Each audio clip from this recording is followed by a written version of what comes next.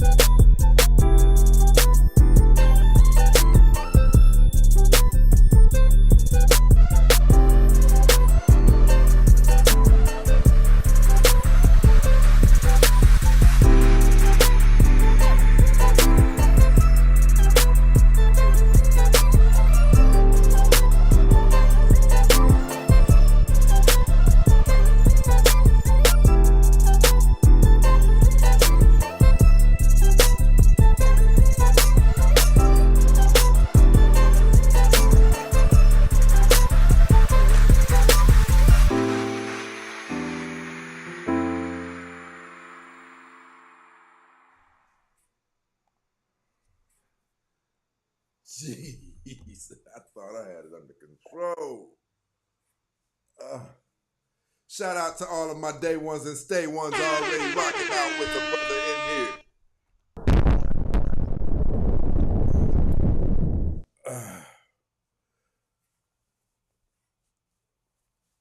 Mixture of lotion and hot steam bath. My gosh, give me a break. Give me a break. Shout out to all of my people rocking out with us.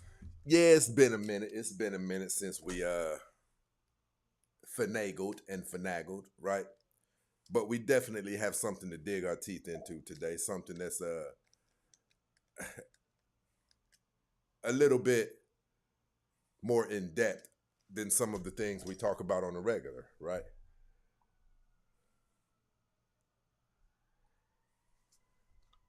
Shout out to all of my day ones and my stay ones definitely in here rocking out with me. AJ definitely in the building kicking it with us. Um, Listen, I want to talk about some things. Jeez. Is it really this bad? Like I've been smoking work? When the last time you guys heard it referred to as work? Like who got that work? Right? But listen, I want to talk about some things that a lot of people are more than likely overlooking. More than likely overlooking. And matter of fact, we might as well get our people on over here. Give me 1 second. Bear with me, people. If you want a hot show, just say so. I'm coming. I'm coming. All right. There we go. There we go.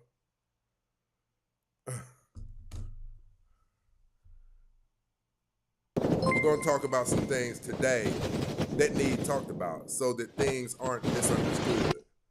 Because a lot of things are misunderstood. A lot of things have gotten misunderstood. And I think, let me see, let me make sure we got vocals. Make sure that we got vocals popping off around here. Give me 1 second, people. Give me 1 second.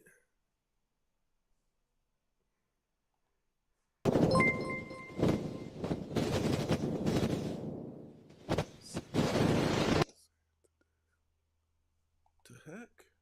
Give me a second, people. Rock with your brother. Rock with your brother. Uh, but what I do want to talk about today is something I want to make sure it's not going to get us very far. It's going to open some eyes, right? But the eyes that you would prefer be opened are usually the eyes that volunteer to be asleep, right? But we are definitely going to make some headway. I want to talk to you guys today about listen, there's no disputing it, there's no denying it. Black people do some crazy things. We are out there bad right now. We are out there bad right now, and we look very bad. We look very bad. We're out there doing things that causes the average law-abiding citizen's eyes to pop and jaws to drop. Now, one thing that we have to do, we have to make sure that we're not delusional. We have to make sure that we see what we see too, right? We get on women for this very thing, calling them delusional and things like that. But we have to make sure that we see what we see, right? Um, yeah, that's it. Let's get ready, TikTok. Let's go. TikTok. TikToxicity. Listen, I need you guys to share the show. Hit that thumbs up button. Like and share the show. Jeez, until your brother comes down from withdrawals or whatever. Uh, Listen, I think we have to get serious with ourselves and admit that a lot of the things, we don't even have to admit it because a lot of the things, we have channels like mine. We have channels like the late, great Kevin Samuels. Even the Brother Black Guru, I'm pretty sure Ask a Brother podcast, just various of people. We know when we're out of pocket. We know when we're seeing things in the black community that are justifiable for people to complain about. A lot of this stuff is justifiable for people to complain about. Give me 1 second. We pop off Instagram and we're ready to go. Hit that thumbs up button, people. Let's go. Hit that thumbs up button.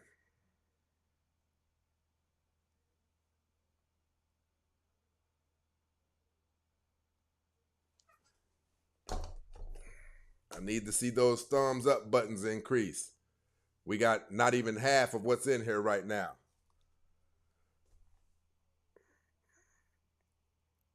Let's go, people. Tap that screen, TikTok.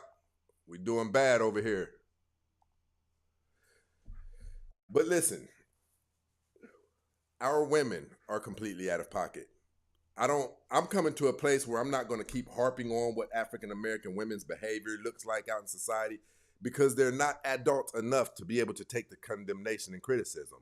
I think it's time that we started speaking, and I don't mean any disrespect to anybody, but in order for us to ever unite, I think we're going to have to, what we started out doing, the late great Kevin Samuels as well. We started out with these videos of African American women's behavior in public. We started out with the videos so no one could say, no, we don't do those things. No, we don't do this and that.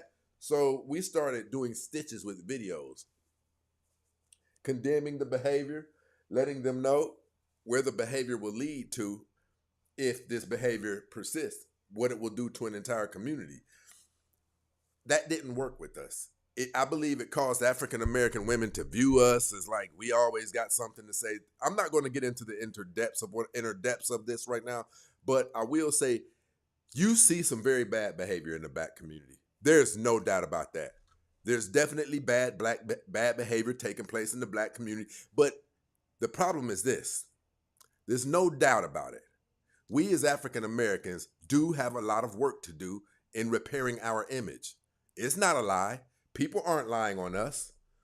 And I just have to say this. For the most part, as it pertains to digital reputation damage, our women are significantly ahead of the men, ranging from the way that they dress, how promiscuous they are, the multitudes of children out of wedlock, how badly the children are turning out, the bonnets out in public, the violence, and all of these things, right? It's real. It's real. We know it's real. And none of us can deny it. None of us can deny it because a lot of us with these podcasts, we're condemning the behavior ourselves. Shout out to my brother AJ over here kicking the super chat off for no apparent reason. Who is that over there? Dr. K down there rocking down with us. I'm kicking off the hottest show online. My girl, you already know what it is. Somebody said the damage is beyond repair. The damage is. It's beyond 100% repair. But we want to talk about something else today. It's not a lie. You will see us on social media doing things that cause your eyes to pop and your jaws to drop. I won't suggest that anyone's lying about what they say that they're seeing in the African American community. Our women are holding on to ratchet ghetto culture full throttle. The rap music has gotten to our women. So we do see them all over the internet twerking, doing all manner of things that go super viral from pages of multiple content creators. These things are true. But in fairness, I also want to talk about the behavior that you're seeing in a lot of us and where it comes from. This did not happen by accident. Listen, we're going to dig into this thing today. We're definitely going to dig into this thing. I noticed something. I didn't know that I had such a significant number of white followers. I didn't know. Thousands. I didn't know. I found out when Charlie Kirk lost his life. Right? I made a statement similar to the various ones that I make when I condemn white America, the same way I condemn Black America. I condemn Black America even worse than I condemn white America. Who doesn't know that, right? But I made a post, and it was talking about I didn't agree with many of Charlie Kirk's philosophies and things like that. And just like many of the other posts, the responses that I get when I put up a post that may be condemning white American behavior, I saw a behavior that I recognized. I couldn't pinpoint where I recognized the behavior from. It happened in all of 2 days ago. I was reminded all of 2 days ago that behavior that I see from the white community whenever I say something to condemn some of white America's behaviors. I recognize that behavior, and it hit me like a bolt of lightning. The denial of black women when we condemn their behavior. Listen, they even started saying the things that we can prove up, things that white people taught us in history that happened to us. They were saying things like, stop being a victim or go back to talking about relationships and success. We don't want to hear this from you. It reminded me of how difficult it is to get African American women to own up to the stuff that we're accusing them of. Right? And that's what I want to talk a little bit about today. Yes, you see some messed up behavior in African American people. I condemn it. We know that 90% of my show is about condemning it.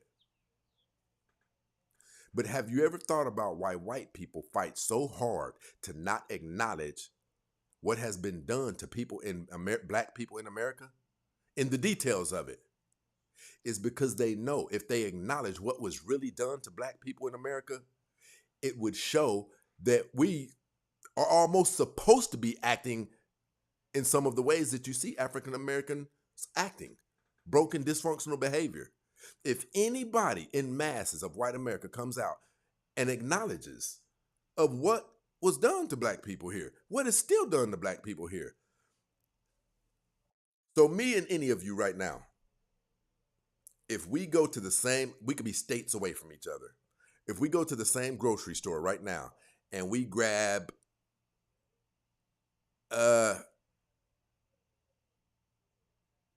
a box of cake mix and we both follow the instructions to that cake mix to a T, we're going to come out with very similar products. That's what was done to black people. We're supposed to, what has been done to black people, we're supposed to be messed up. The ratchet ghetto culture, listen, the ratchet ghetto culture, you guys look at it like that's just the way that black people are. No, no, that's what was done to black people. It's the same outcome that you would get from any race of people if the government used its own money to create systems that encourage and influence violence, drugs, sexuality into the minds of our young kids through specific strategic types of music. I remember when I first became aware of the concept of psychological warfare. It was a kid, I was hearing it, but it wasn't sinking in. If any of you really knew how precise and accurate psychological warfare is, the military has been using it for years.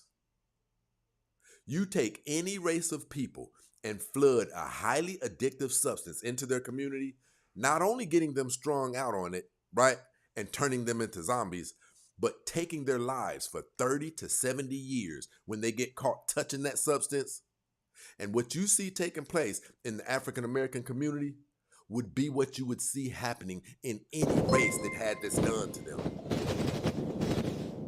I'm not going to even deny you see some crazy things taking place in the black community. But if what was done and is still being done strategically, listen, white people, white men own all of the search engines, all of the AI platforms. You can look these things up on white people's platforms of what was done and is still done to African Americans. Right? What was done to us did everything but destroyed us. Did everything but destroyed us. I think, and here's the thing that I want to say to a lot of you guys. Here's what I want to say to a lot of you guys.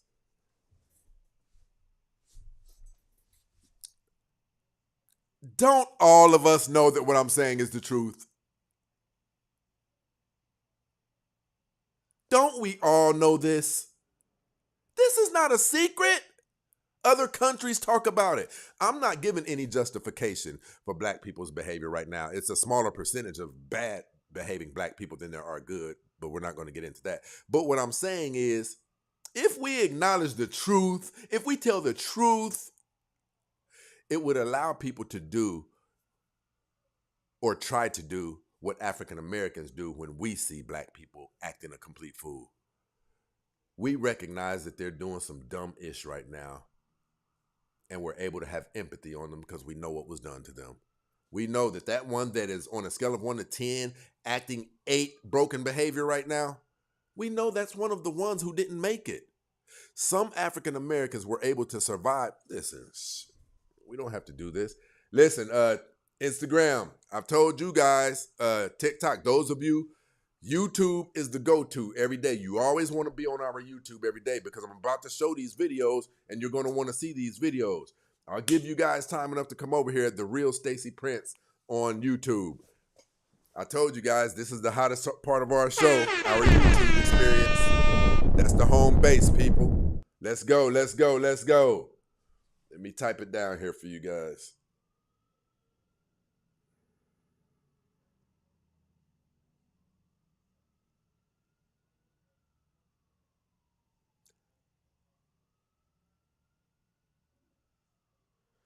It's down there in the comments, people, the same as the Cash App. The Real Stacey Prince on YouTube.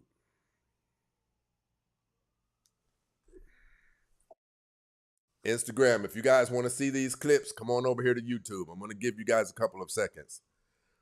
Listen, I think that's this thing where all of the racism is coming from. Black people, we don't go into denial, and we got to be honest about that.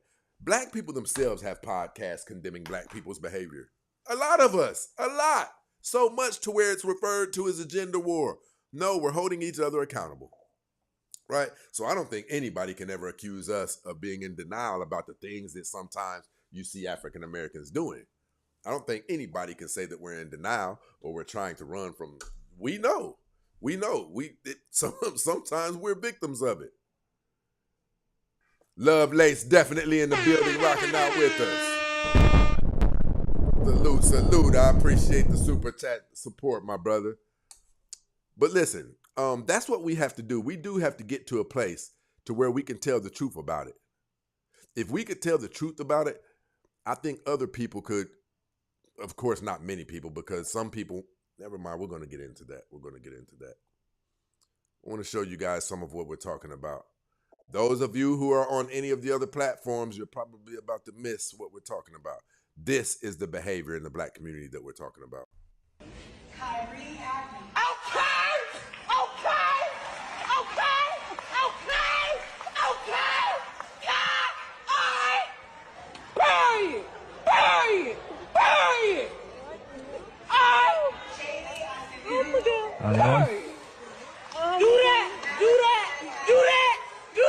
Some way to act, isn't it? This is at a graduation. I want to play this again. Kyrie Acting.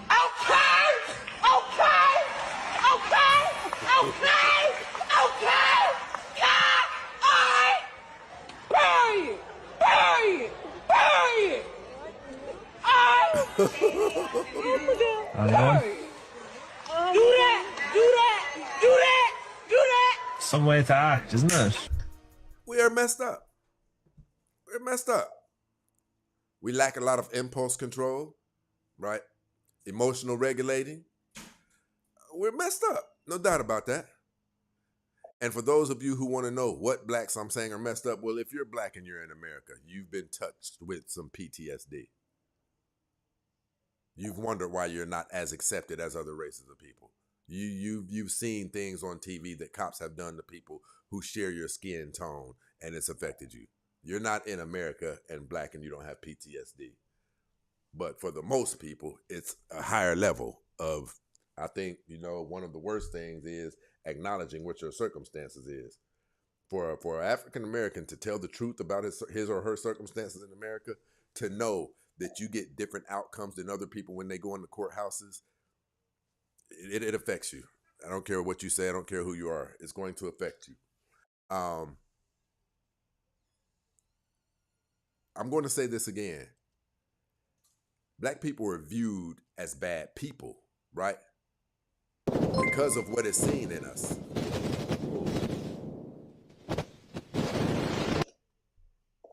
That's pretty crazy. Black people are viewed, we have been stigmatized with being bad people. Of course, everybody knows that's not true, right? But I'm going to say this again. If you take any race of people and you flood a highly addictive substance into their community, not only getting them strung out on it and turning them into zombies, but taking their lives for 30 to 70 years when they get caught touching that substance, and what you see taking place in the black community right now, you would be seeing take place in any race that had this done to them. This is not something that's exclusive to black people. A thing was done to black people. A thing is still being done.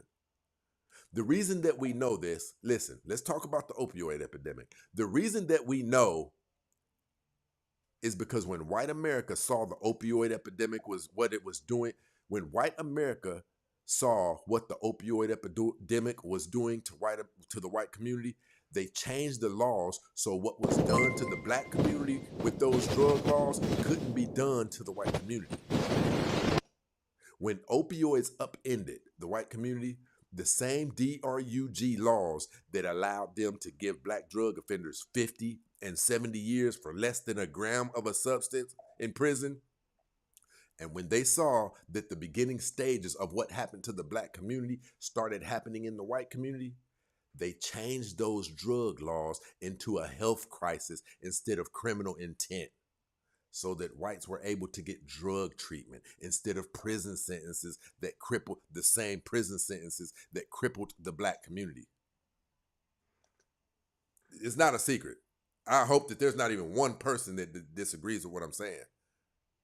See, a lot of people don't understand the extent of the damage that was done to the black community, especially with the 1980s drug epidemic. A lot of black men were turned into something other than fathers. They became slaves to their addictions. A lot of them ended up in the streets chasing their addiction more than chasing being a good father. And the ones that did break past addiction, never got strung out, well, they were sent to prison for 50 and 60 years for touching that same controlled substance, right? Which is why I call that epidemic that we experienced the father snatching machine. I call it the father snatching machine.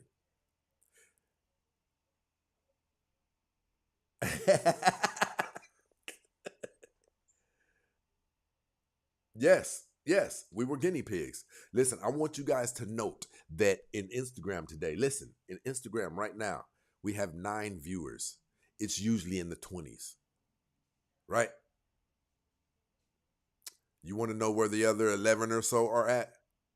It's people who don't want to hear this type of talk. A thing got done to us. The very thing that is utilized to turn kids in the way of becoming good, productive citizens, the core element of it was snatched out of our homes. What happens when fathers disappear?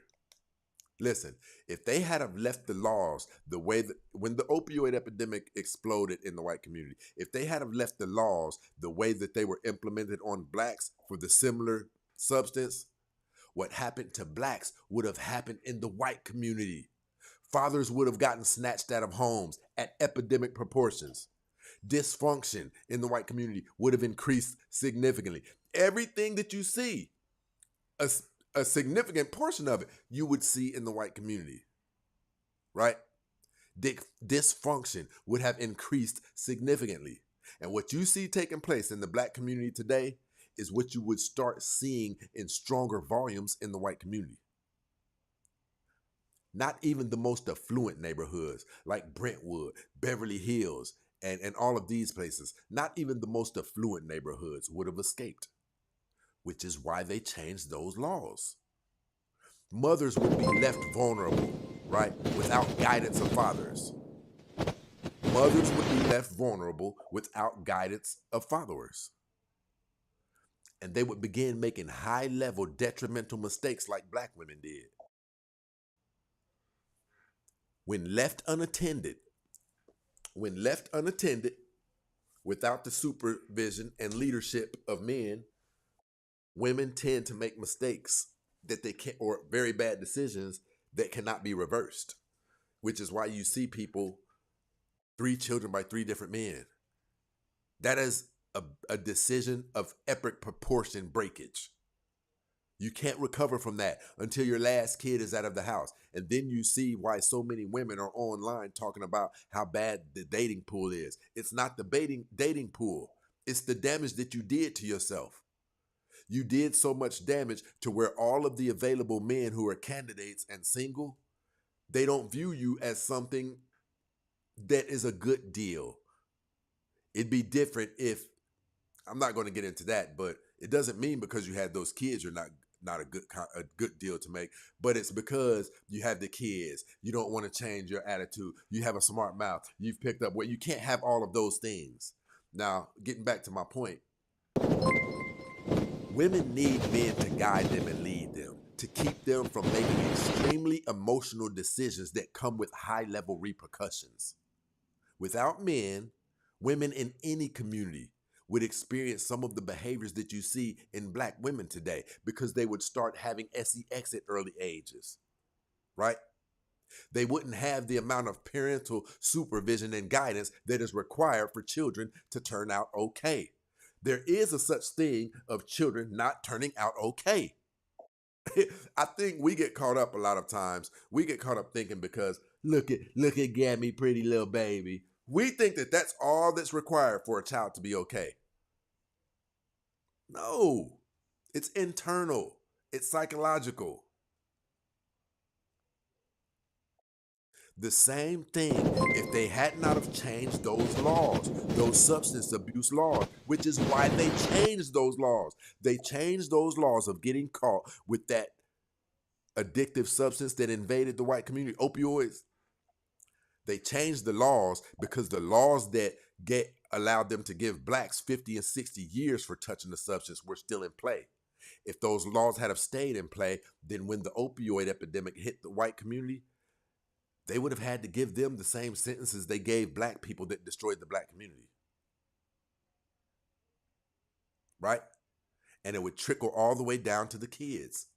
Fatherless homes, left with broken single mothers.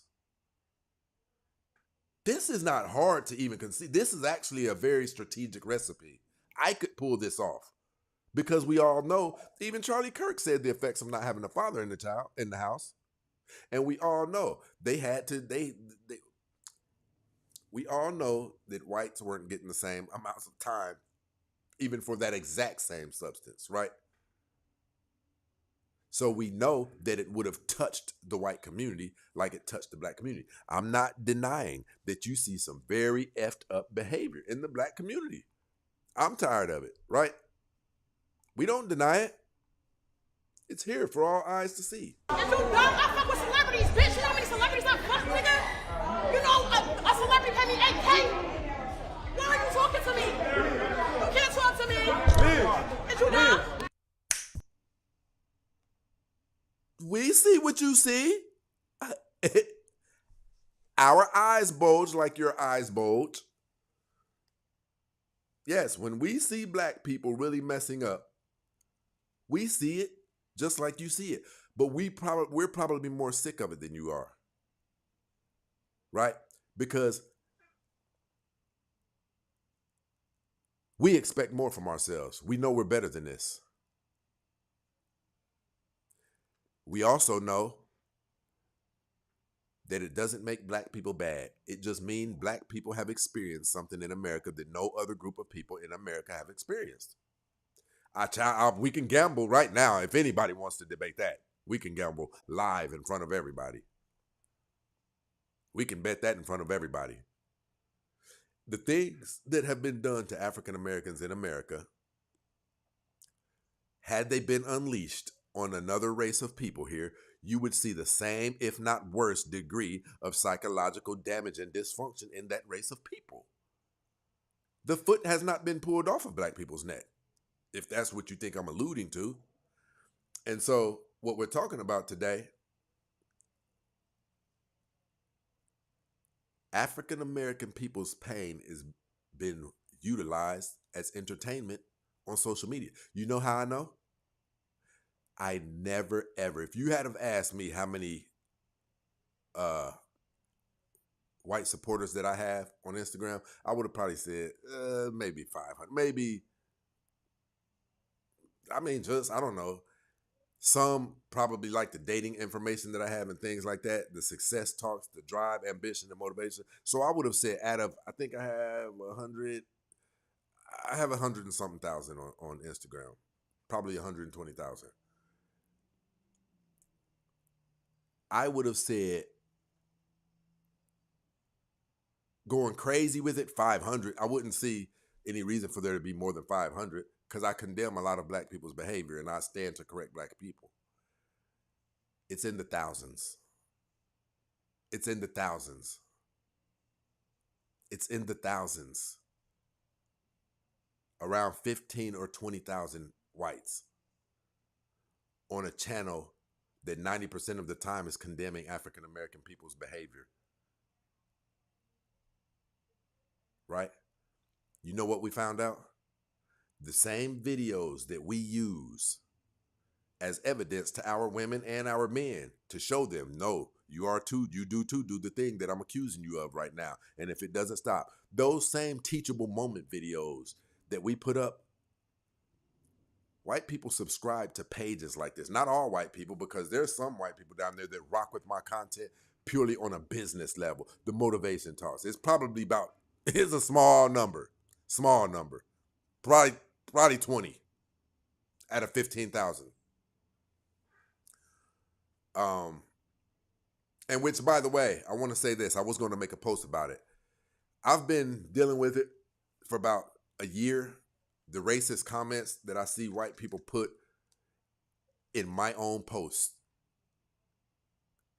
When I'm condemning black people's behavior, you got calling them monkeys and things like that. So what I'm going to do now is I'm going to go through, and everybody who's either not a member, if you're anything other than African American, I'm going to ban all of those accounts. No one has to tolerate racism on their own channel. And if you're a member, that way I'll know that you're there for just more than racist intent, right? So those are the accounts that's on Facebook primarily and on Instagram. So I'm just going to go through and start whacking those off. What we found out, people got together and start talking. We found out that white America comes to channels like mine. Even my videos are used for teachable moments for black people who are acting an ass out there. White people come to those channels and utilize my videos of bad things that African Americans are doing to fuel their hatred for black people. They say it in the comments.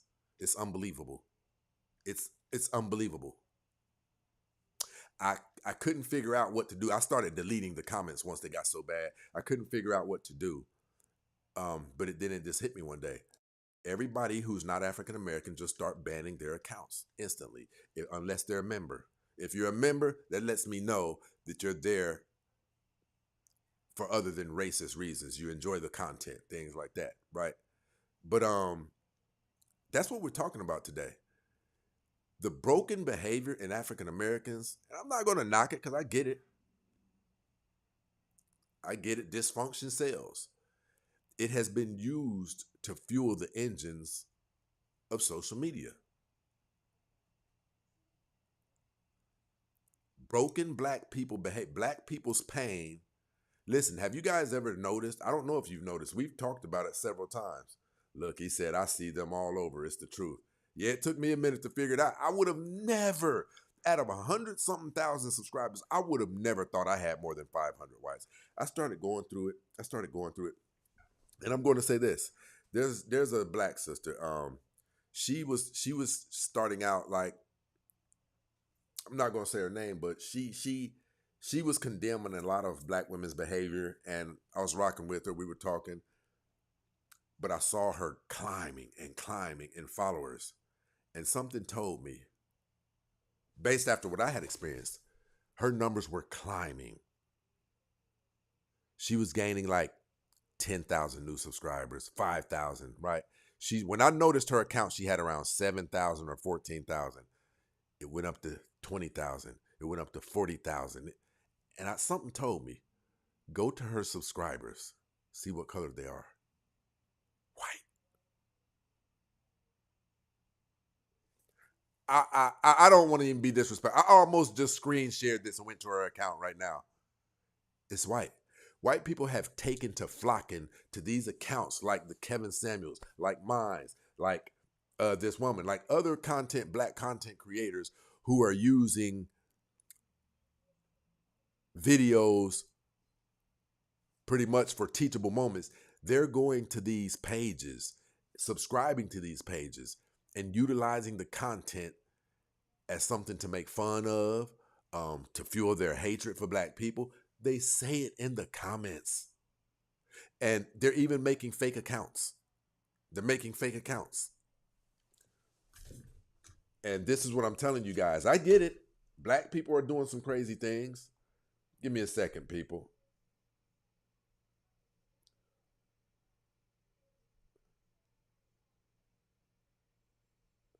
Shout out to my brother AJ. AJ said it's probably a kindergarten. Listen, AJ, somebody in the comments said it was a kindergarten graduation. It said it was. Literally, a couple of people said that. Love Lace in the building supporting the show. A brother said, from all black people.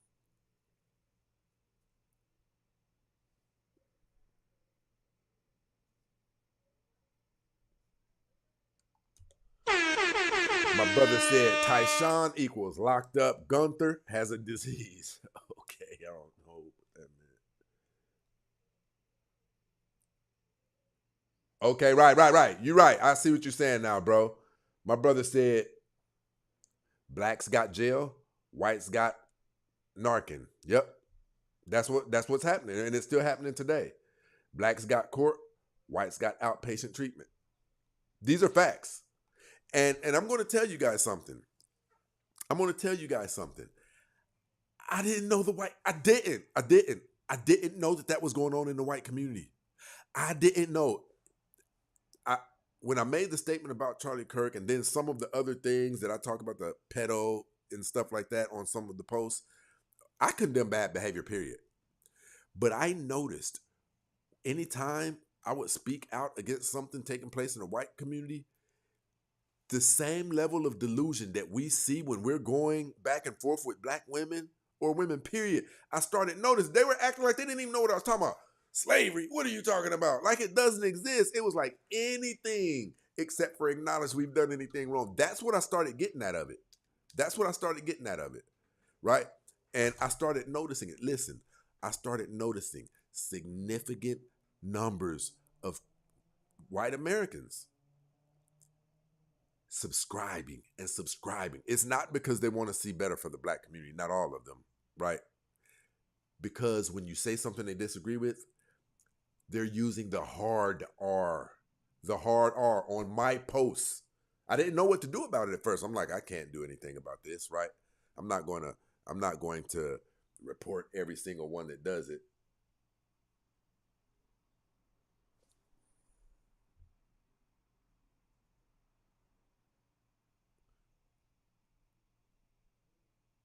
Yep.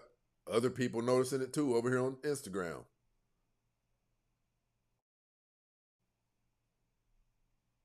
Listen, what I started noticing was whites just want to demonize us and make it seem like we're bad people. We do some messed up stuff, right?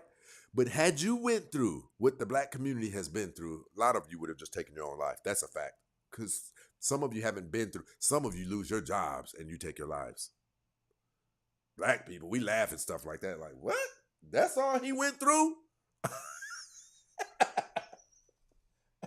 Black people get framed for, never mind. Wow. I don't know if I made that perfect or too much.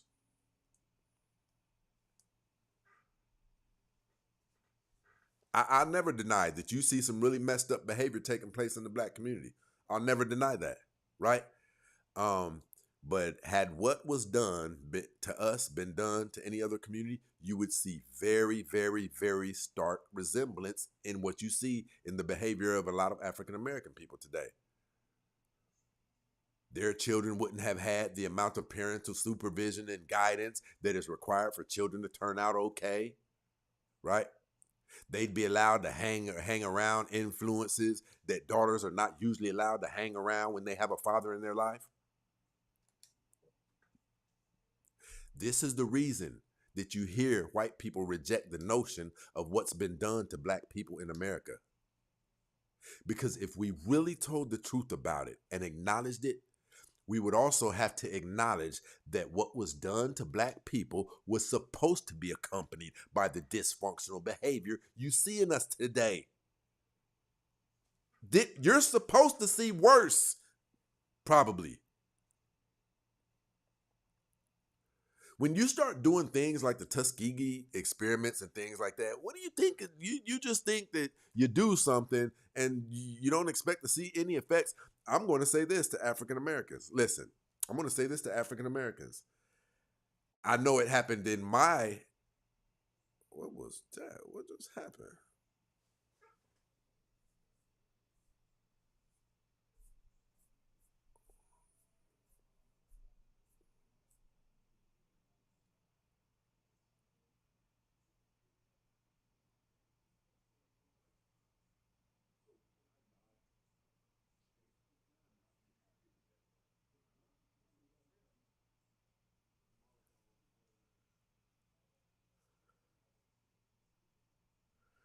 Stacy, what is the ratio between white women and men that follow you?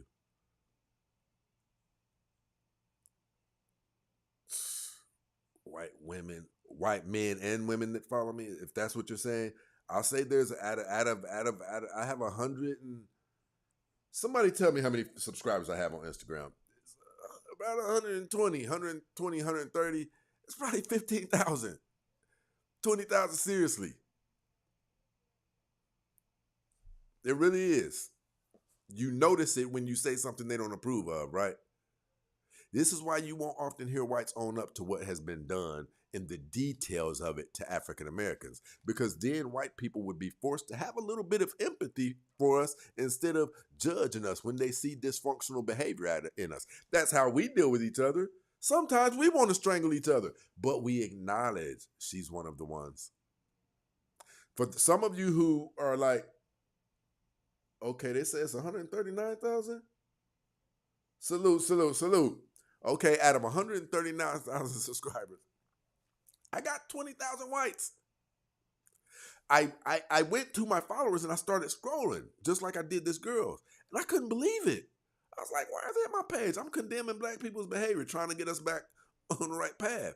And then it was somebody else that pulled my coattail and said, nah, bro, they go to pages like yours and subscribe because they like to use those videos to fuel their hatred for black people.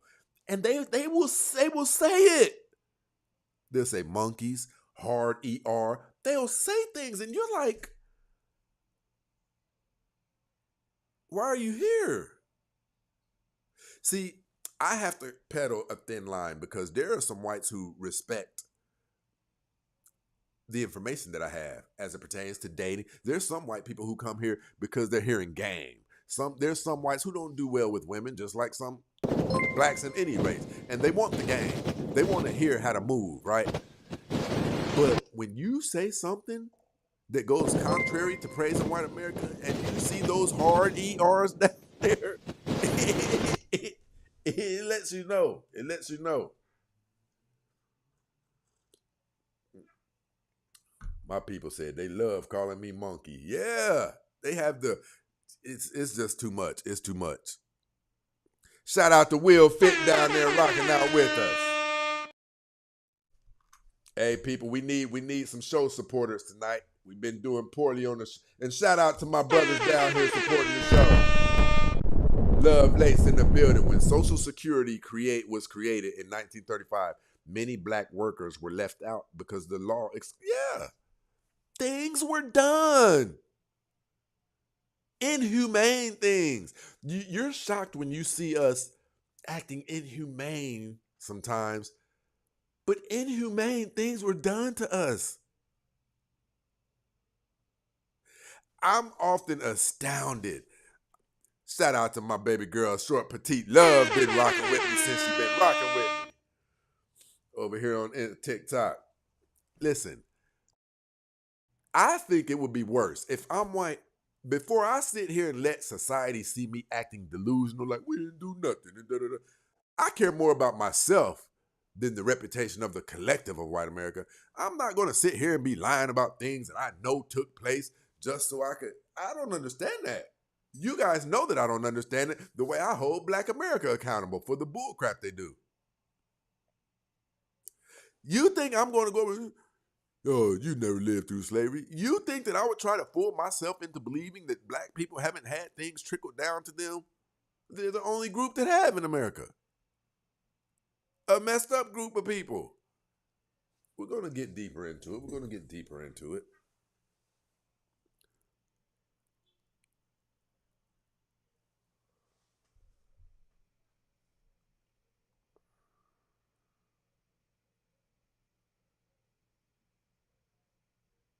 Where you at? Where you at? Where you at? But let's go here. I don't mind. Listen, I don't mind being honest about it. We have some bad stuff going on in the Black community. You don't believe me? I'm a fairy. She was a fairy. Go, girl. The fact that we got some bad stuff going on in the Black community now. I'm not going to lie about that. It did a number on us now. It's even worthy of Black people looking up like, hey, what the hell's wrong with you, fool? See, this is what I love about Black people, though. We won't lie about our behavior. We won't do it. Black people don't do that. Black people do not lie about their behavior. What I'm telling you is, if what was done to the Black community had been done to the white community, you'd see similar results in the white community. You'd see similar results in the white community. But that's why it's so hard. Even the things that white people have taught us was done to us. It's so hard to get them to acknowledge that, because then white people would be forced to have empathy for us instead of judging us when they see dysfunctional behavior in us. I don't think Black people are in denial about some of the messed up things that we do. We're sick of it. If they were to acknowledge it, they would be forced to acknowledge that a lot of what the world doesn't like about African Americans is a result of what was done to them by white America. Who doesn't know that? Prove me wrong, anybody. Please. You think this is just the way Black people are? I hope there's not one person that believes that. When left alone, Black people function just like every other group of people when left alone.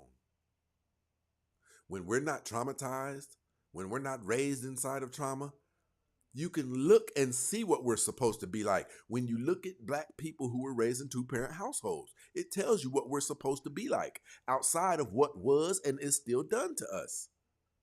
We are the only group of people who are intentionally targeted and attacked every day through psychological warfare. There's a such thing as weaponized culture. When you take weaponized music, when you take weaponized music against us, designed to become a negative influence in our children at early ages, when you take mass incarceration, when you take the 1980s crack epidemic, when you take all that has been done to us, we literally are supposed to come out looking like the dysfunction that you see in some Blacks that have been exposed on an intimate level to the dysfunction that came by way of several physical attacks that were launched on the Black community. We're supposed to look like this. We're supposed to be broken. When our schools receive less funding than other schools, our children are supposed to be reading at the grade that they're reading at. But I'm going to step in and I'm going to refute my own point. I believe we shouldn't even be sending our children to public schools. White people go out of their way, above and beyond the call of duty. White people will go take out a loan to make sure their children don't have to go to public schools. So that's one area that I blame on black people.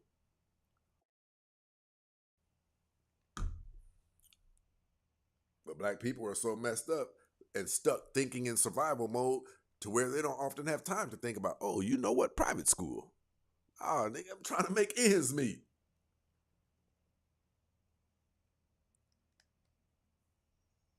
Even from the perspective of wanting to know whether the African American community would be different had those things not been done to them, well, the closest thing that you can get to an answer is to look at all of the other communities that this thing was not done to. They don't have the issues that we have. The closest thing to resembling African American behavior when you see dysfunction in it, it can probably be seen in the Mexican community. And you know what that tells us? That when concentrated levels of highly addictive substances touch down at scale in certain communities, it affects those people negatively in the way that you don't see in communities that have little exposure to those things at scale. That's the closest glimpse that we can get to would black people be like this if those things hadn't happened to them? Well, the people who these things haven't happened to, they don't have the dysfunction in their communities that we do. See, it's like Scarface. Another reason why people don't want to acknowledge what was done to us and that we are broken like we should be, it's like Scarface. You remember what he said at the restaurant? You need people like me so that you can have somebody to point your fingers at and say, that's the bad guy, right? Say good night to the bad guy. Right? Oh. Where is the... Somebody stop me when I'm saying something that doesn't make sense. Stop me when I'm saying something that sounds like a lie. I'm open to it. Stop me and let me know when I'm saying some bull crap.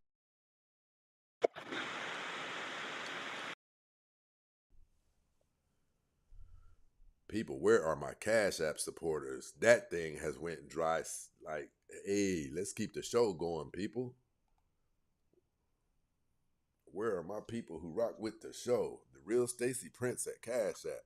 Let's keep this thing going. But here's one thing that I'll give the women. This is a fault on men's, except for I got a couple of guys down here who are like, they're on it always. They keep the show going, right? Well, that's for another show. That's for another show.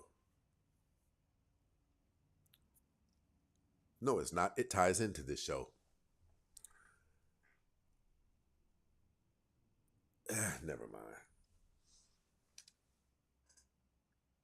Okay, ZF must be down there. I saw those comments disappear.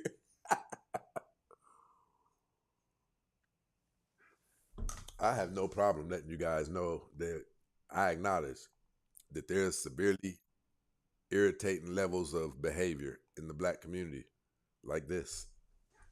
Hours on the first date, bare minimum. Opening my car door for me, bare minimum. A steakhouse for the first date, bare minimum. Pulling out my chair for me in the restaurant, bare minimum. Ordering my food for me, bare minimum. Coffee date? The bar is in hell.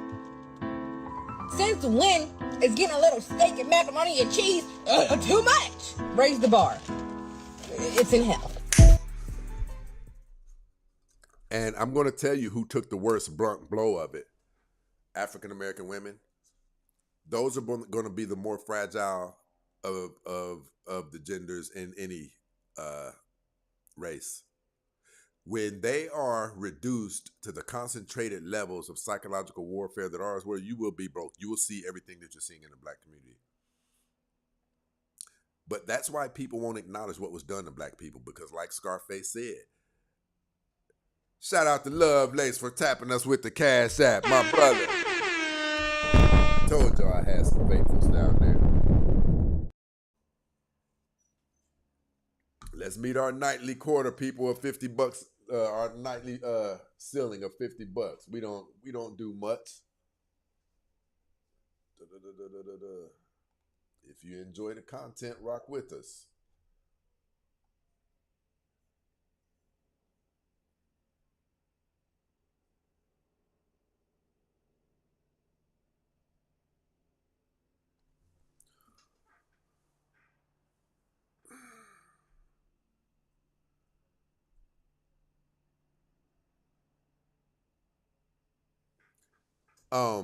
Like I was saying earlier, a lot of people don't want to acknowledge that we're just not bad people and that things were done to us, because it allows them to elevate themselves above us, and like they behave a certain way and we don't behave that way, right? Scarface said it. You need people like me to exist so you can have someone to point your finger at. But when the truth is, black people have had an atrocity committed against them, right?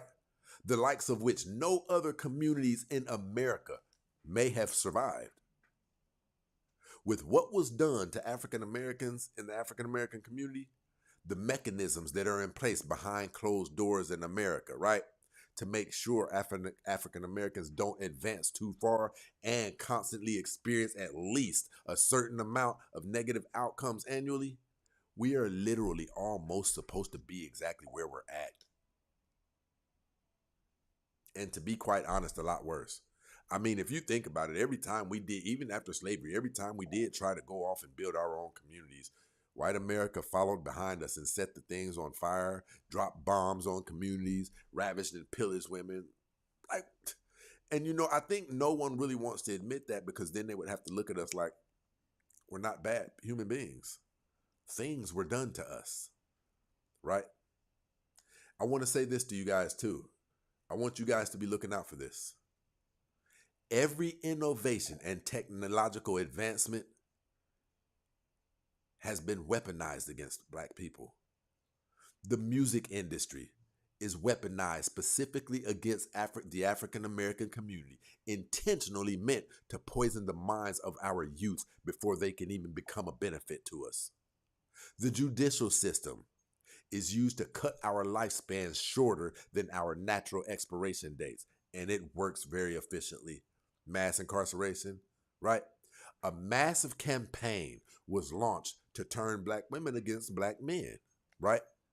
And it worked at a high level, all the way to the extent where you have black women on social media. Listen, you have black women on social media outing black men like, I don't want no Bill to Bob, and I get with a nigga and they got bright ideas and want me to invest this and this and that.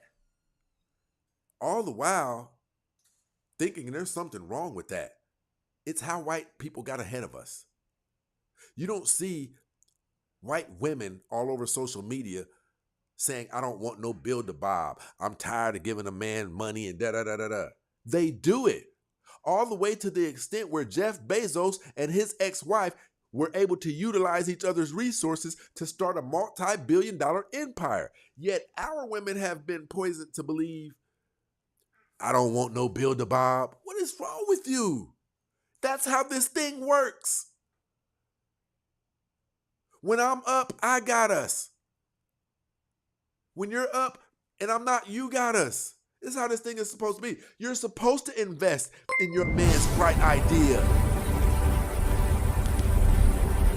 Our women have been tricked into believing that investing in their man's bright idea is diabolical.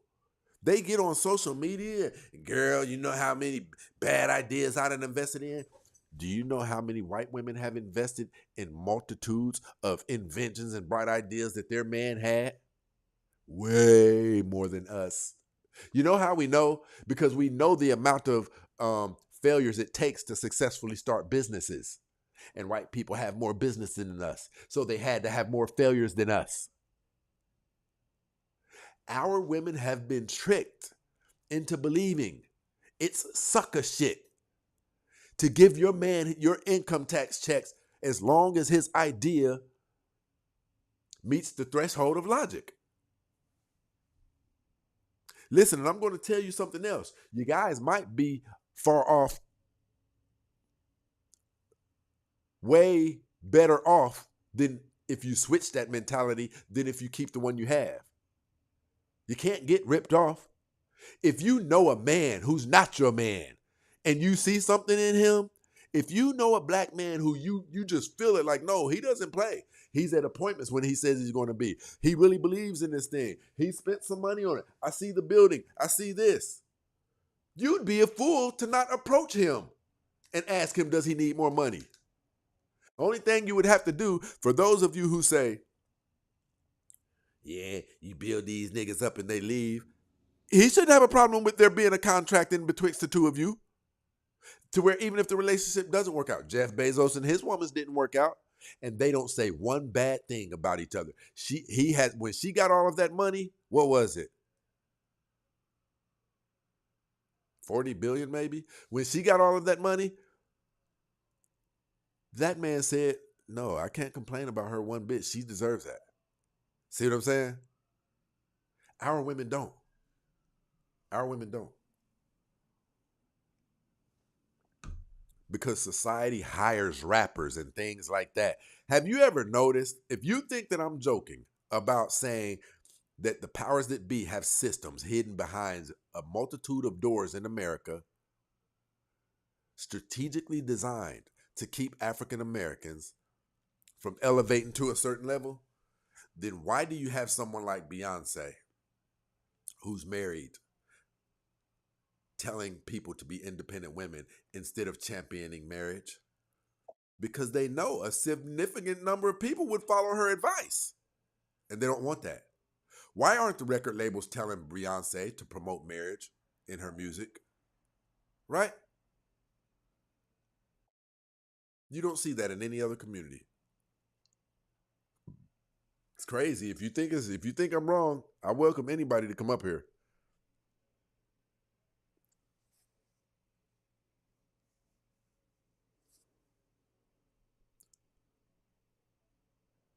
Dad guy, that's real talk. That's real talk. Said truth is one of the hardest pills to swallow. Big pause. But it's not appreciated till it's gone. Yeah, that's real.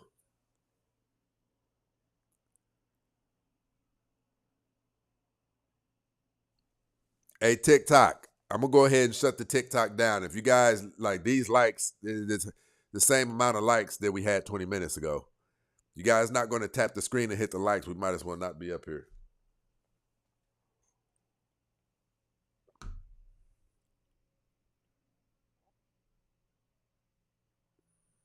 Shout out to Dad Guy.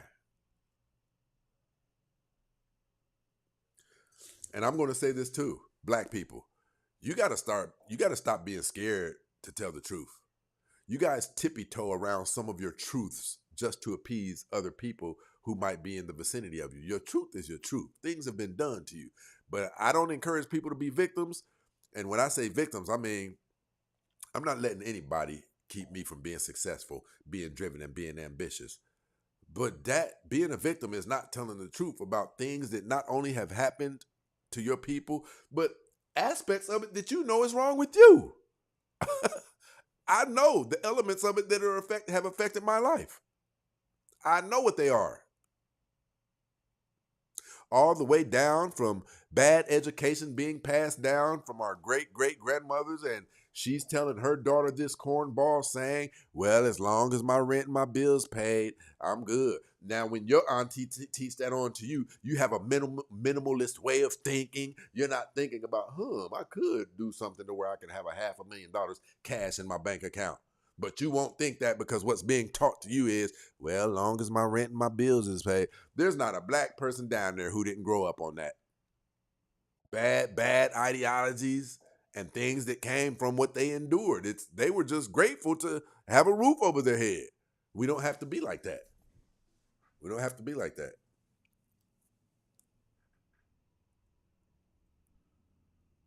A lot of bad stuff came down those pipelines after the things that were done to our people were done to them. Like, right now, why people are trying to buy organic chicken and things like that? Because if they come from areas where they were kicked and beat up and or thrown on up against walls and cluttered together in cages where there was the maximum capacity, they start releasing chemicals inside of them, right? And when you go to cook them, you're eating fear, you're eating hormones that were released in them because that chicken died right when it was at a high level of fear and things like that. Well, it's the same thing that comes down the pipeline to our people who experience those high levels of psychological warfare. To be honest, let's be honest. Lives being taken, seeing the unthinkable, seeing somebody's balls get clipped off in a town square. Now your granny has stories that she's going to pass on down to her, and it's a pass down game. That's why we call it generational. Our women, you can look at our women and see like we're messed up. Our women think that investing in their man is them being used. Every other race of people does it. Every other race of women invests in their man. That's how some of these multi-billion-dollar corporations got started. Read the Jeff Bezos thing. And then there's another one. What was it? Bebo? Bebop, one of them. I read that one some years ago. Husband and wife started it in their living room. But our women have been so corrupted with this independent feminism thinking to where they view their own men as the enemy. They view their own men as the enemy. Insane. How can you get turned against someone who looks just like you? How? It's what you see. When African American women lend money to their man to start a business or fund an idea and it doesn't go well, they blast him on the internet. They label black men build-a-bobs, saying they don't want a man that they have to put money into. Meanwhile, white America has been operating like this since women gained resources. They put money behind each other, and you never hear a word about it. They don't think that's weird. That's why you don't hear white women on social media, yeah, I gave him money to start da-da-da. You don't hear them talking like that because they know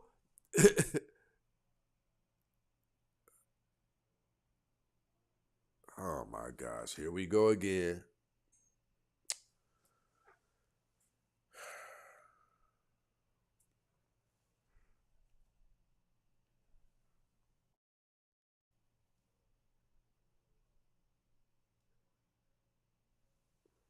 This a bitch.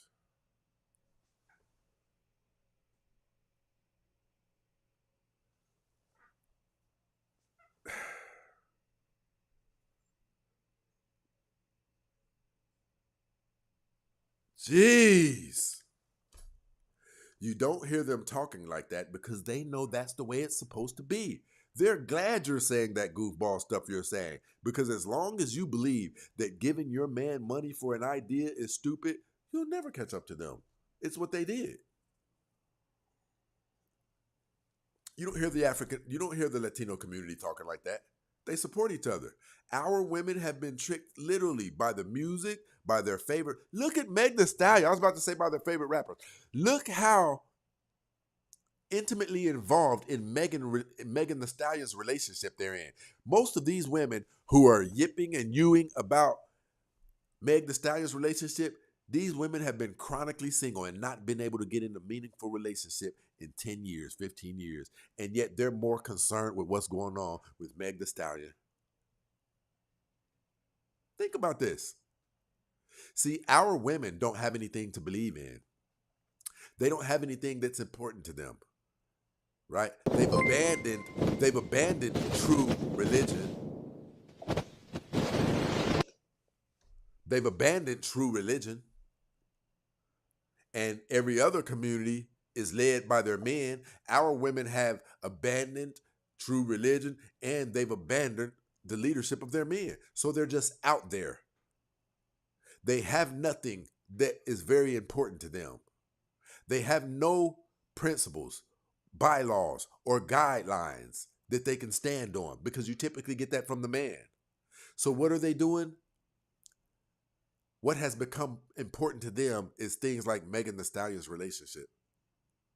It's what they have to look forward to. Everybody else's is their husband and their children. Our women, they will go absolutely nuts and even wish the early deaths of their own men if they disagree with whoever's information about Meg Thee Stallion's relationship. It shows you they don't have anything valuable to believe in. So they choose to believe in rappers, people who have songs called Wet Ass P. These are their idol gods. It's who they will mobilize for. It's who they will move for. Stop me when I'm telling a lie. You can come up.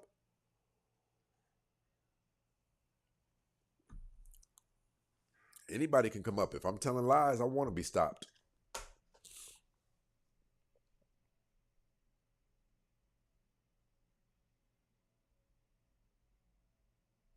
Shout out to my brother AJ supporting us and keeping it going. My brother said, shout out to Brenda B up in this situation. I appreciate the love, brother. He said, I hate that nightly quota is $50 and not $500 with all of the work that's put in, all of the people who watch. We need to do better because the contribution level is shameful. I have to second that. If it wasn't for AJ and about 4 other people, we would never, like, it's insane. And I was going to talk about that too. Like, black women, they will, here's one thing I'll give them. They will mobilize and they'll even put money behind things that they believe in. Unfortunately, they believe in a lot of the wrong things, like Black Lives Matter and, you know, stuff that was a scam, Hillary Clinton, things of that nature. But I have to say they do support what they believe in. This is a channel that is for the betterment of us, to help us get back on track. I'm going to get black men and black women back together to an extent. What I mean by that is I don't want the dysfunctional, broken women to be a part of what we're doing, right? Because they can do nothing but women who already know what puzzle piece they are. I think those women deserve relationships. I think the women who have made mistakes, but they learned how to be nice, feminine, blah, blah, blah, I think their mistakes are no worse than the mistakes that men have made. The women who I condemn are the ones who choose to live inside of their mistakes. You want to keep on being busted down out there. You want to continue, period. You want to continue behaving more like a ghetto ratchet than a mother, than a grandmother, than a respectable woman, right? We don't need them. We don't need them. We're definitely going to make significant impact, though. We're not just going to sit back and watch this thing. Because listen, I encourage men to date out the other women of color if that's what they choose to do. But I'm going to say this. Those of us who have children, our children won't be okay if we don't make this thing right. We can't do it without women. You can see that now. You can see it right now. We can't make any significant strides without women. It will be very, very difficult. It's probably impossible. Farrakhan said a nation can rise no higher than its women, but we need women who believe in us. We need women who won't out us if she uses some of her income tax for one of our ideas, right? We need women who desire for us to get out of this predicament just as bad as we desire to get out of this predicament. See, that's when, and I'm going to say this, women, I don't advise any women to invest in a man and you don't believe in the idea. You should at least make him quantify the idea to you. Not only that, if he can't make you believe in it, but he's steadily pressing it, you guys should agree to go to a mutual business advisor with the SBA, right? Set up an appointment. Because I don't believe a woman should just give a man her hard-earned money and he goes out and blow it. If that man hasn't put several thousand of his own dollars into it, I wouldn't invest in him. If he can't show you something tangible, if he can't show you an action plan and a business plan, if that man can't show you whatever it is that he's trying to build, if he doesn't have the structure behind it, why would you invest in it? Now, if he's coming to you at the beginning of stages, I don't think that justifies putting money behind what he's talking about. A man who is serious about building something, he'll show you with his own money. He'll show you with his own money. He'll spend his last. He'll do things like I've told people.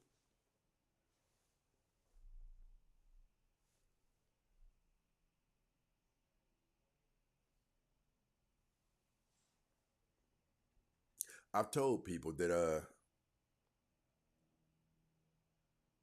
if a person can't show you that they believe in their thing that they have going on, then why should you financially believe in it? See, ladies, it's a lot easier to not get bamboozled than you guys lead on. The truth of the matter is, you don't do a lot of complaining about the men you loaned money to. You have issues with them that the relationship didn't work out, and that's why you're blasting him on social media in the first place, in my opinion.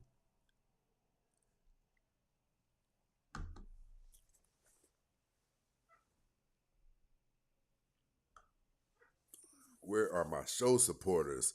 I'm going to hit this brief intermission until we get at least a couple of people to hit us off with the show support. Look, my brother hit us off again. Just contributing. Listen, I'm going to say this too, man. I see the people who I know the people who, I appreciate the people who recognize, the quality of this show. I definitely appreciate that. You definitely do not go unnoticed. I'm going to do an intermission. I need two people to hit us off with the Cash App, people. Let's get this thing going. If you support the show, if you agree with the content, that I'm up here risking my channel, saying things that other people are scared to say for fear of losing their channel.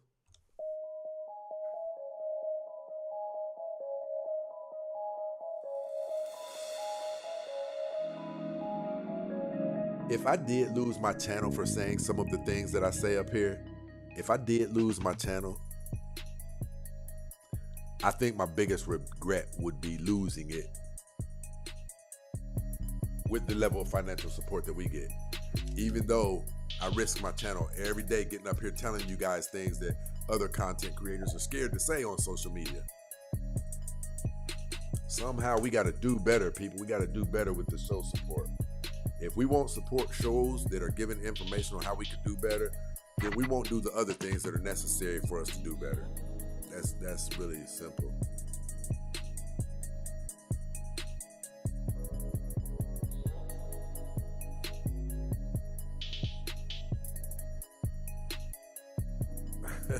That's what I say, AJ.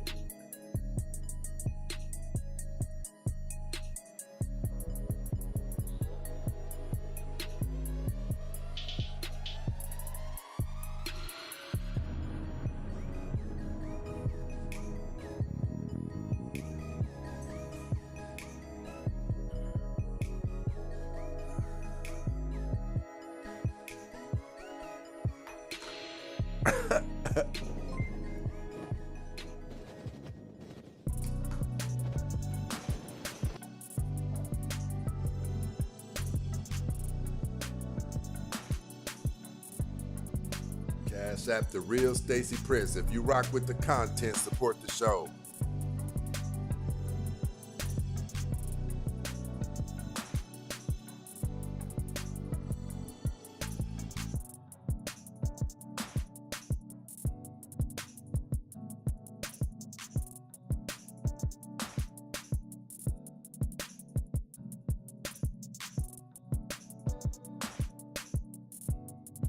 What, Zero to ZF down there? Shout out to my brother ZF over here rocking with us.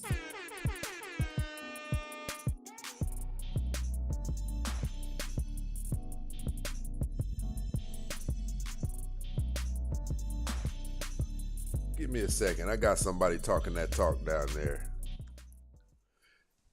Miss Donna said, if you don't help your man, who the hell you think is going to help him? We're supposed to be helpers.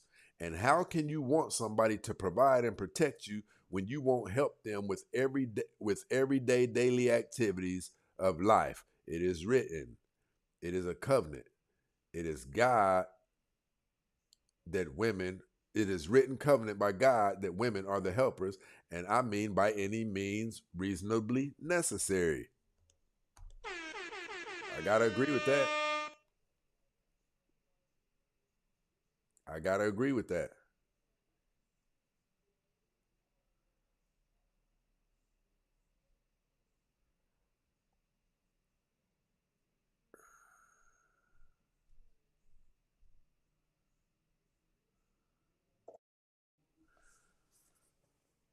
You in a nice suit, dressed to the T, drinking out of a plastic cup. We can't take you serious. You need a better glass, bruh. It's a Starbucks cup with tea in it. Should I have a wine glass?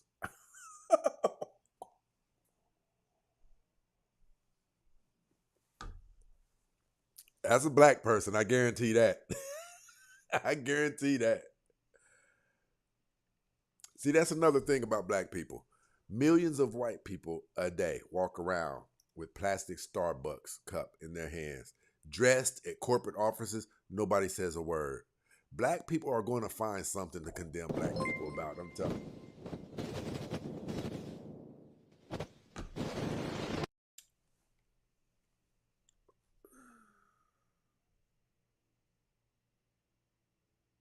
Shout out to my brother Adam over here rocking with us.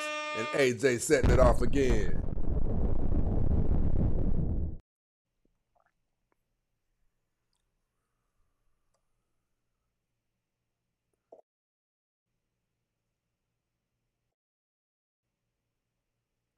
I agree, AJ. I agree with that. I think it's why black businesses are more likely to fail in the community. We'd rather give it to Long Ling for wigs or Thomas for Jordans. Yes. Yes. I'm telling you, listen, ladies, I'm going to say this again.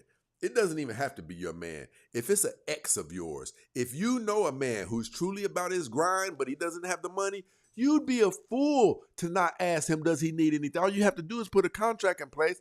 And this is when you get to leave, trust your own judgment.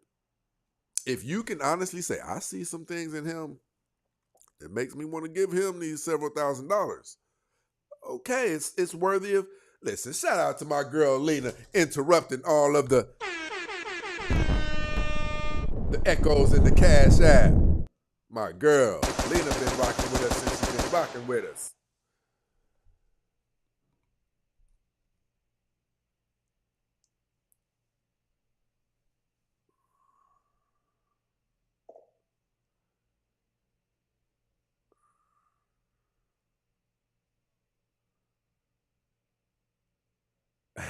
Right.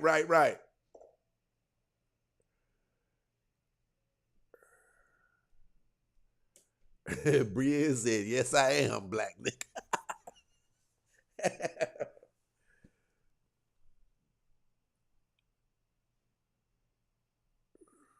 I already know, number one stunner. Those of us who know, right? But listen.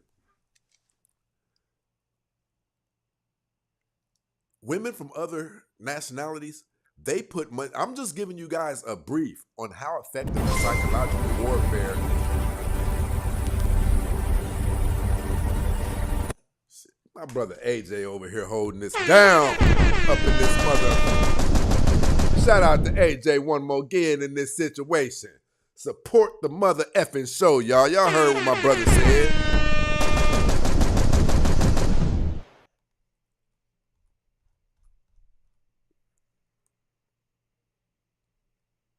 Let me see something. I can't even do that. No, what can I? Oh no, I can't. That's something else. Let's be real though. Black folk don't trust other black folks. Our entire community is off of these days. Yes, because it's our women. I think people have not come to the understanding of how important it is for a group of people to have the women.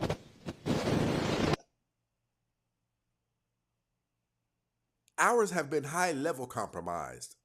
Our women think that it's wrong to invest in their men. They say terrible things about it all over social media. I ain't finna give no nigga no money and what I look like. You look like women who are trying to have something.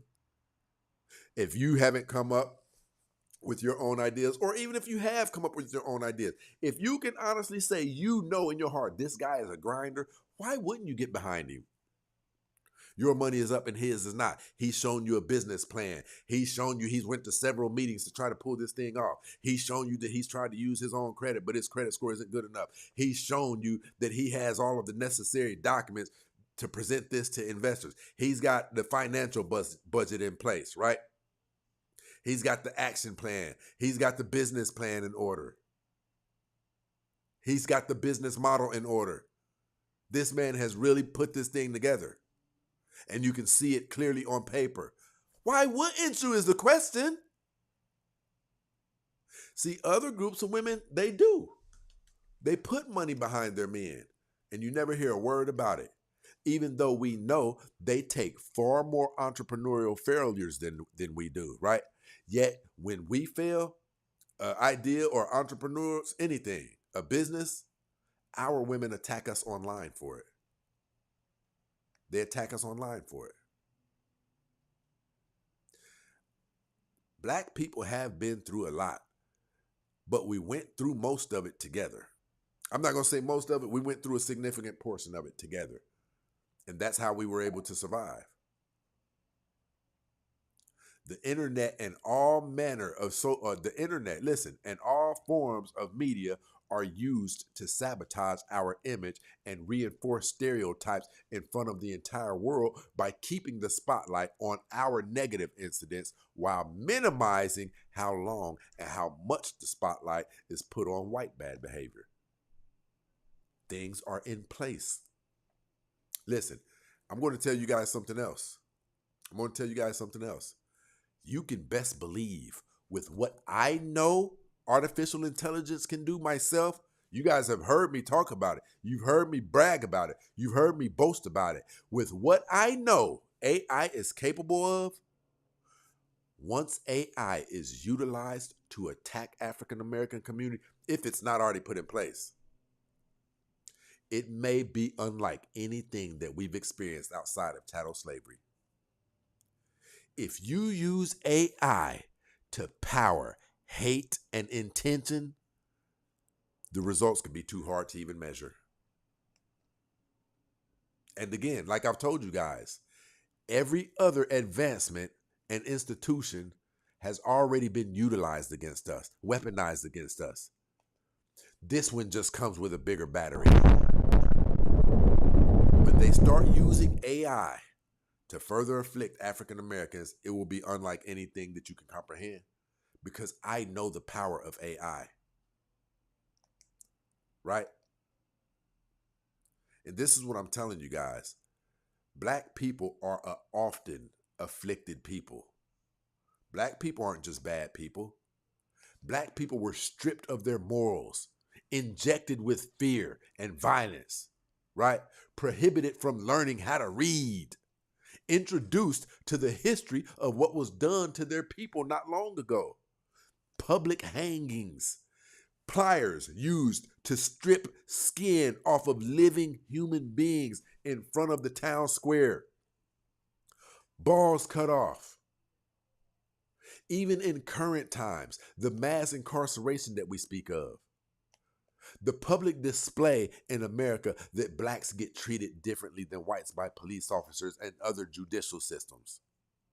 We are a severely inflicted people who never received any type of healing. The only reason I'm even speaking on this is because, yes, you see us doing some messed up stuff. You do see us doing some messed up stuff. But we didn't just come out like this. It's because the reason, listen, I'm going to say this again.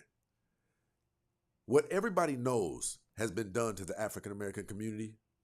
We are a severely inflicted people who never received any time of healing. We never got that break. We never got a time to heal because our affliction is an ongoing process. We still have to live in an existence that forces us to observe whites getting treated better than blacks. Right? That's a harsh reality to have to live in and accept by itself. This causes trauma to even be able to acknowledge that. And I will say this, the way that some people view us, some of it is due to how we allow our dysfunction to take control of us and have us acting crazy and uncivilized in front of everybody. A lot of the bad reputation that we have, it comes from us. And it also causes unfair treatment upon us. It causes people to want to judge us, to want to view us a certain way. But again, if we can acknowledge what has been done to black people in America, then when we see some of those outbursts or uncivilized behaviors, aside from violence, we should also be able to empathize by realizing something was done to this group of people that has never been done to any other race of people in America. And so, a question that I have, who takes accountability? The people who behave broken and dysfunctional, or the people who are responsible for them behaving broken and dysfunctional? You know me, sometimes I ask questions that I want to see be measured by the bar of logic. Heck of a question. But me, myself, I'm not a crybaby. I say black people just have to pull it together. Right now, black pain and black brokenness is being used as the entertainment of the internet. I think the more hurtful part about that to black people is we can understand that, chaos and dysfunction sells, but this was done to us. And it's still being done. Necessities are still being withheld from us. I don't even have to get into it. Anybody who doesn't believe it is crazy. Anybody who doesn't believe it isn't crazy. You see it. Black people can't get in the same type of trouble that white people can get in. We can't get in the same type of trouble that Asians can get in. We just can't. We can't have accidents. If we fall asleep at the wheel and take someone's life, it's different than when somebody else falls asleep at the wheel. A white person falls asleep and takes someone's life at the wheel, it's an accident. Black people and white people's crimes are completely different. Everybody knows that.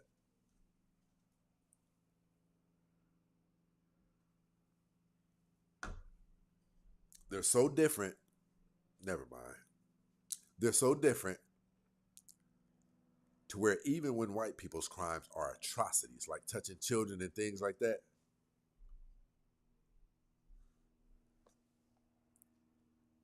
it doesn't receive the same amount of spotlight on social media as a black girl who gets caught stealing out of the Dollar General. That's how it's been painted in America. White people who touch children go less viral. Well, they won't even go viral. It'll just be a meme that you see goes past, probably got 1,000 views. However, a black woman stealing out of Dollar General will get millions of views. And that's how it's been painted in America. That white crime is nicer than black crime. We all know it's true. We all know it's true.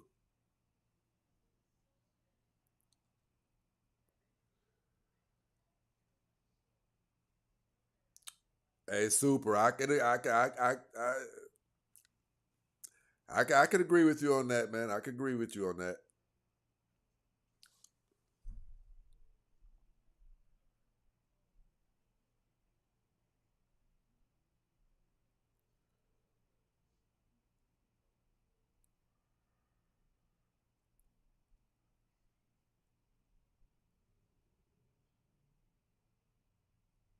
You know something else that I think is I'm gonna tell you something else that I think is wow, they're really tripping on us over here on TikTok. I'm gonna tell you guys something else that I think is absolutely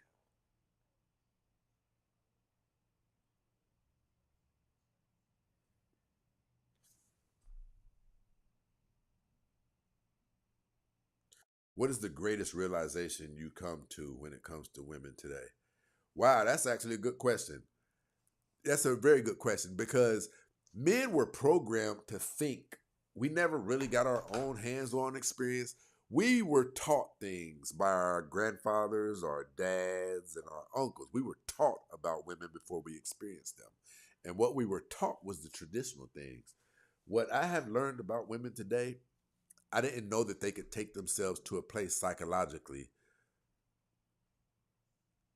where they can create their own truth, where it's really like magic. It's really like magic.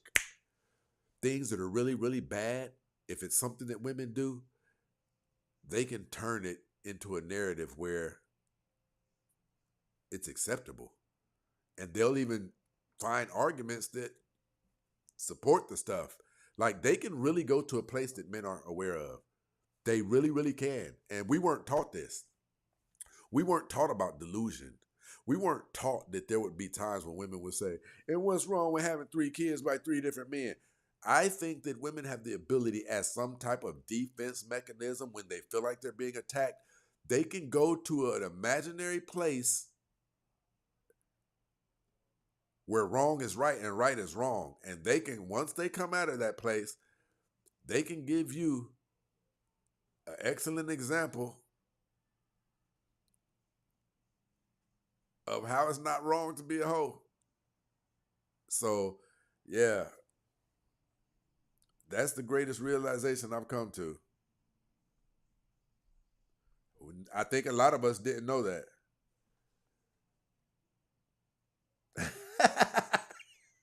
It said, my realization today is that you have to have unlimited patience. I agree. I agree. On a completely different level.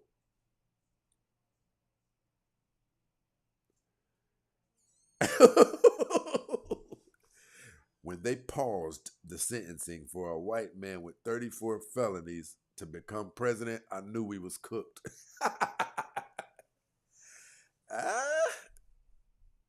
Could be some truth to that.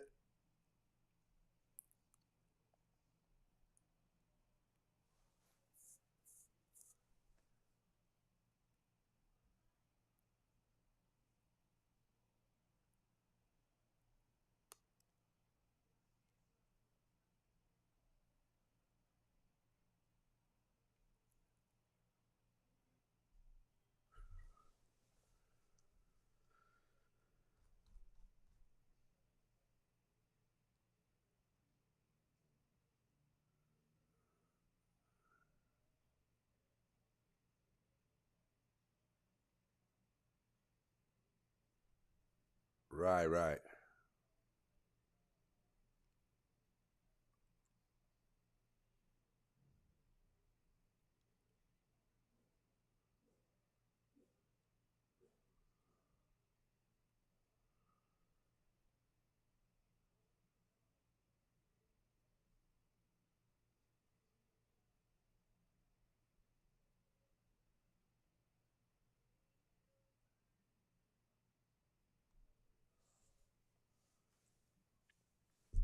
Any more questions? Or do you have disagreements?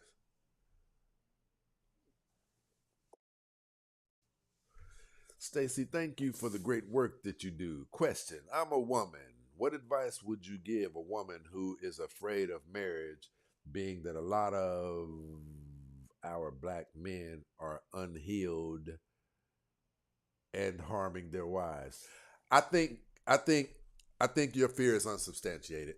I think you will find that depending on who you are, how you move around in society, you will typically find that for the most part we get rewarded according to our deeds.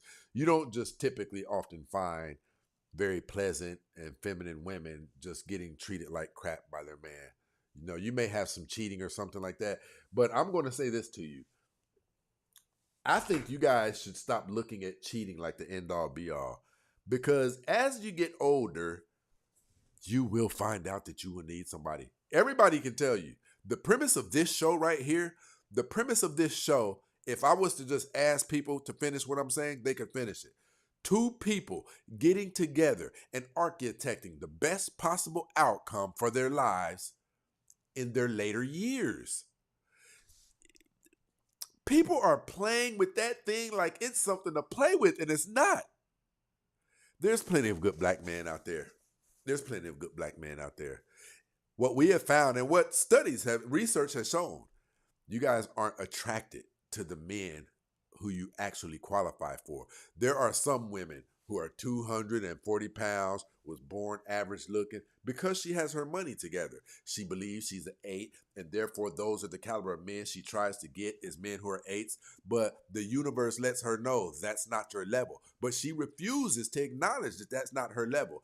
When 30 men who meet the criteria for a woman who is an 8, when they reject her, she doesn't look at that like, oh, that means I don't qualify. She looks at it like, those men ain't shit. And that's where listen, there's good black men out there. You guys listen.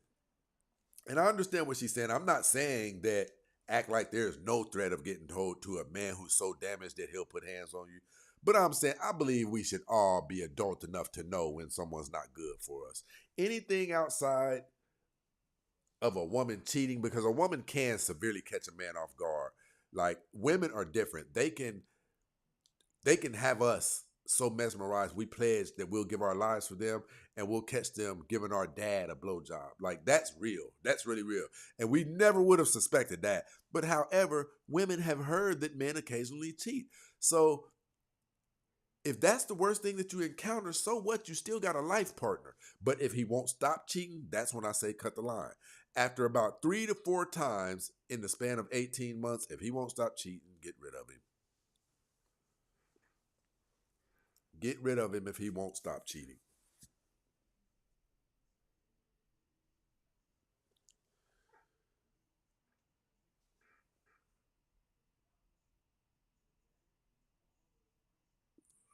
Okay, she says, I'm a classy, respectful woman, modest and clean. Okay, so if you are classy, you sound like my girl Hidden Hustle over here. If you are a classy, respectable, clean woman, I don't know what state you live in, but humble yourself. Listen, I'm going to say this. You guys may not believe in it. Turbulence, people. I don't care what state you're in. I can tell you where the best men are. For those of you ladies who have been single for some years, I can lead you to the promised land. Listen, I can lead you to the promised land in all of a week. Average man. I don't care if he's a man who used to be an alcoholic 10 years ago. You guys are getting rid of men who have such high potential. And if you are as valuable as you say you are, ladies, then you should be able to be an addition to that man when he comes in and he's already been sober for 10 years or whatever. If you're as amazing as you say, that man you should be able to do even more amazing things. Because you guys like to say this, he who finds a wife finds a good thing. Prove it. Prove it. Prove that a man who isn't up to full capacity yet can come into your life and you be that missing component that helps him excel to the level that he could. Right? Or do you really believe in yourself to that degree? You guys look down on really good men. You look down on men. See, life falls on men's shoulders in a different way. Shout out to my girl Hidden Hustle down here rocking with us. Life falls on men's shoulders in a different way than it falls on women's shoulders. Oftentimes, when life falls on men's shoulders, it fractures things and it breaks things, right? There are a multitude of institutions and other devices that are implemented in society to assist women when life leans too hard on their shoulders. So there's no wonder that you can see a lot more completely broken men than you see women. Men don't really have any help. Men don't, give me a second. Men are shunned and looked down upon. It is frowned upon for a man to be on welfare, right? So that dissuades a lot of men even going that route. It shouldn't be a shock to you that you see a broken down man. Long as you can take him to your uncle or your dad and things like that,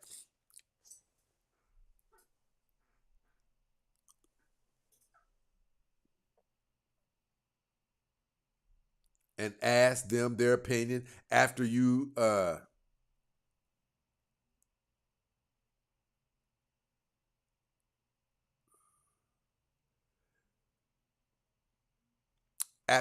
introduce him. Your uncle, if you're getting to know somebody, your uncle or your dad should be around that person at least 5 times. I don't care if you intentionally create a barbecue, cook out anything, because a man needs to scan him, vet him, and see his inner sides.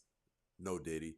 Look inside of him, look through his eyes, and see what caliber of man he is. You won't be able to do it, right? A man is going to continue to pretend to be that thing. All of us do. Women do too. You guys call it coming with your representative, right? Nobody comes and say, "Hey, I used to struggle with money and I'm still partially bad with money." Nobody does that. So what I would suggest is you humble yourself.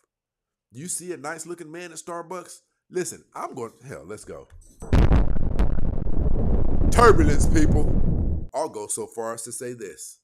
I don't think you ladies should be so funny acting about allowing a decent man to move in with you. If this is a man that you've been seeing, if this is a man who you see a great deal of potential in, not with your hormones, again, your uncle, your brother, or somebody should have a talk with this man on several occasions. Let him get to know your uncle, your dad, or whoever, and they'll be able to give you an honest assessment of that man. But that man, let's say that man doesn't have his footing on ground right now. You guys have been doing your thing for 6 months to a year. You love everything about him. Your dad approves of him. Your people are crazy about him. I'm not saying let Jeffrey Dahmer come move in with you, but I'm saying your life is going to get so much better so fast you won't even. Right now, you have your cat. Sometimes you feel like talking, so you call somebody who really doesn't feel like talking to you. She tolerates it, or you guys are just engaging in girl activity, gossiping, which the Bible speaks against. Imagine having your own life force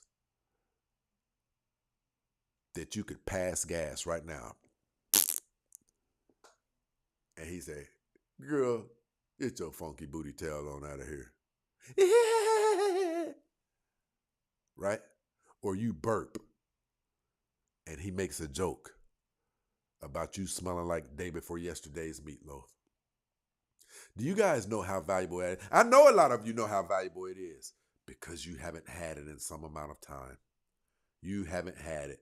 You haven't got to feel what it feels like to be laid next to a man who has his arm around your waist and his crotch towards your back.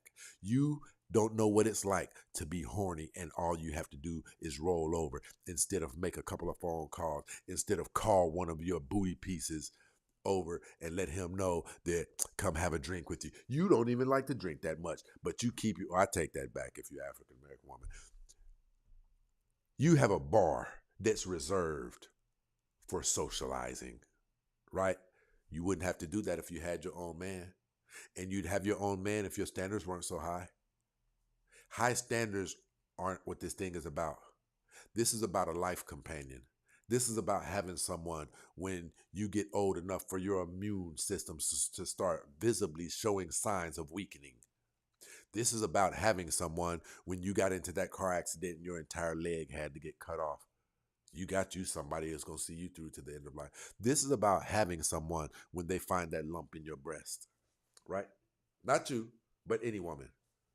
You guys are sabotaging yourselves, and it's going to hurt really bad in the later years of your life. It's going to hurt really bad when you're 70 years old and you're trying to carry bottled waters in your house. It's going to hurt you real bad.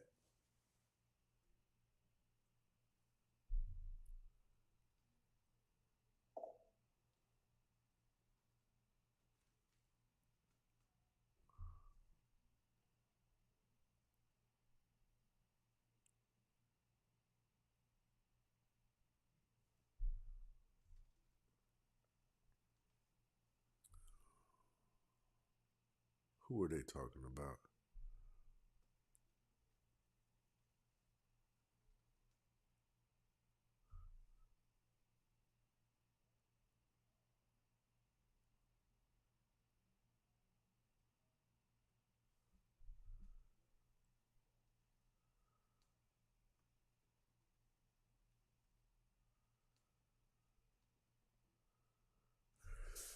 See why he got to be a mama's boy. Stacy, why do women blame men's psychological disposition on their moms? Shit makes no damn sense. Well, it's actually factually and research backed. The moms are the first teachers. The moms are the first teachers of the children. They always have been. They always have been. The moms are the ones who listen. Okay, I'll put it to you like this. Why do you think children turn out so much different when they're raised with the father than when they're raised with the mother?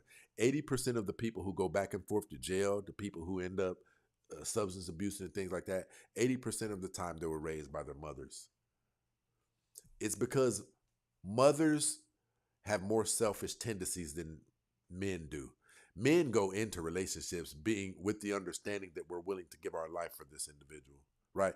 We're even willing to give our lives for an individual who puts us number 3 in their life. She already has 2 children or 3 children, right?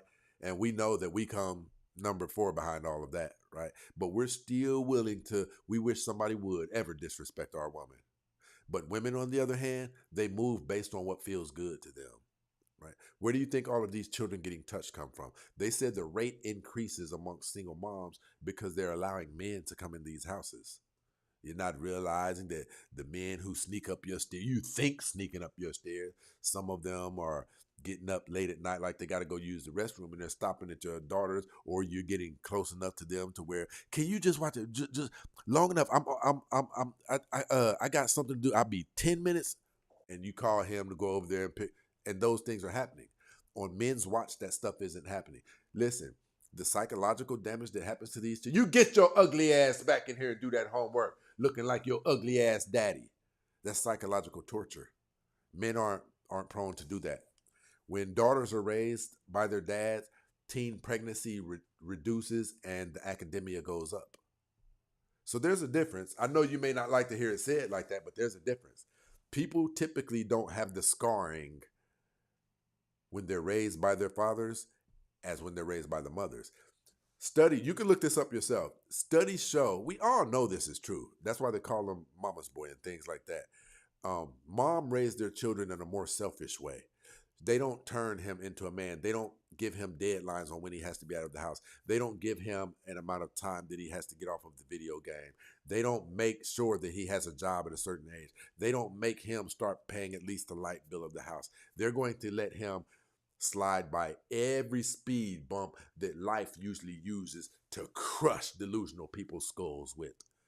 See, the way moms raise children, the universe deals with them in the exact opposite manner. Moms raise children from a perspective of delusion, lying to them about, harsh realities and things like that. Dads tell them about it. Dads tell them, man, you say you had some slime in your boxers when you woke up this morning, boy. You had a wet dream, boy. Dads, we have all of the essential talks. Life requires essential knowledge in order for life to not dilapidate you. Life can crush you if you don't have the right information. And women, yeah, I mean, you may not want to hear that, but that is the way it is.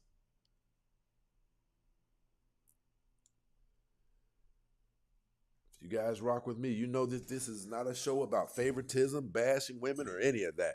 This is a show based on if men are wrong. I'll pull up the stats and the information to substantiate it. We're about right and wrong up here because we need better results. That's what we need. We need results unlike anything. Shout out to my girl Hidden Hustle down there.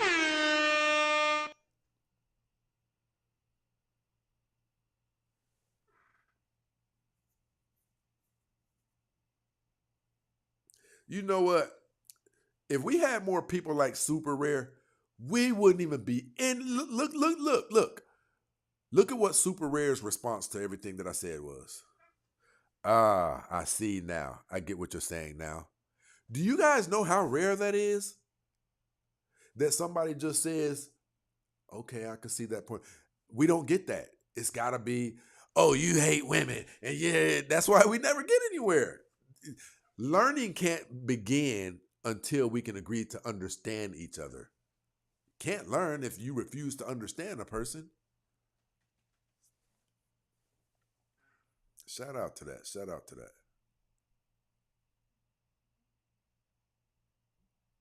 Listen, it's up to the mom. The moms have so much power. It's up to the moms whether or not you come into this world, right? So yeah, they're in full control of this whole process, the learning process and everything.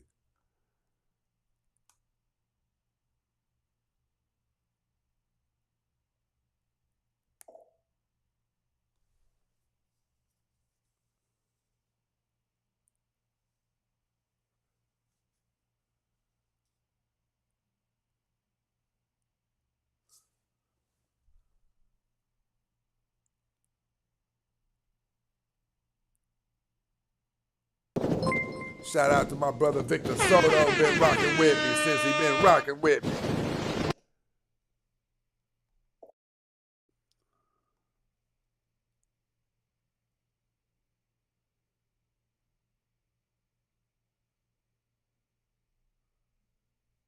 Shout out to my brother Adam. I think I already addressed this, but I still appreciate the love.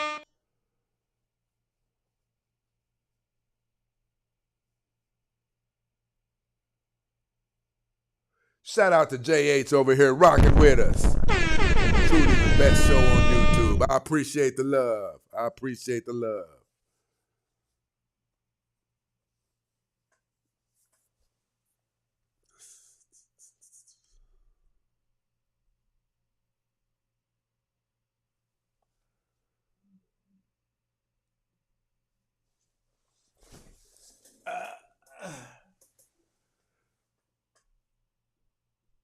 Who is this? Let me see if I could bring this person up here.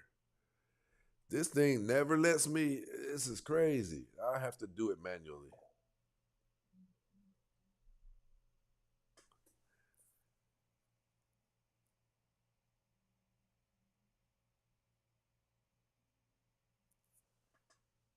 Okay, who is this?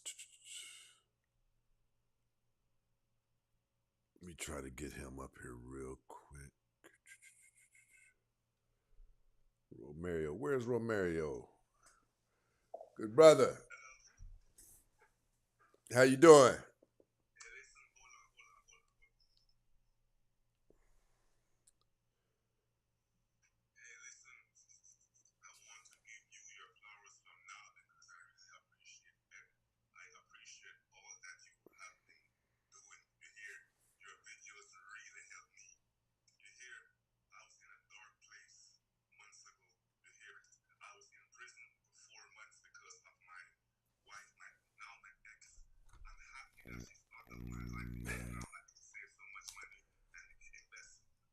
In my trading, my mom, myself, work out every single day, set the foundation for my son.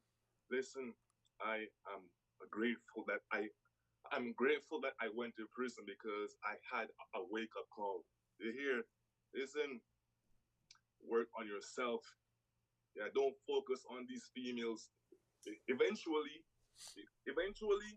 they will flock to you. Right. Work on yourself every single day. They will flock to you eventually. I So agree. stay focused on yourself and build yourself first and build your value, because men are not born with values. No doubt about it. But females are born with all of these things. So level up and work on yourself first. Work out every single day and focus on yourself. You hear? No doubt about it, man. Hey, look, hey, look. Last week, right? I made a post saying that, hey, I'm happy that a next man is paying all the bills for me, because everyone attacking me like, I'm like, hey, I'm content and I'm happy. Let the next guy pay for the hairstyle. Right. 600 CI. I'm in the Cayman Islands, I'm in the Cayman Islands. I'm from Jamaica, yeah? 600 CI for a human hair wig. Shit only wear it for a week. You hear? Yeah, That's crazy. That's crazy. Nails are 250, sometimes a 300. She only wear it for a week or 2 weeks. Yeah. Yeah. Every single month is a new hairstyle she's pressuring me, but because Yeah, that's My a lot. granddad That's a lot grew of me. pressure, man. I agree with you. I think a man should build. You, But look, a man who's in the phases of building himself up, he doesn't need that type of pressure. the pressure built me. Hey, I love the pressure. I love the pain because the pain built me into the individual I am today. You hear? Got you. Got you. I appreciate you coming up and kicking it with us, brother. Hey, keep on doing what you're doing. Hey, I really appreciate you and your videos. Hey, it really helped me. Yeah, it it really helped me.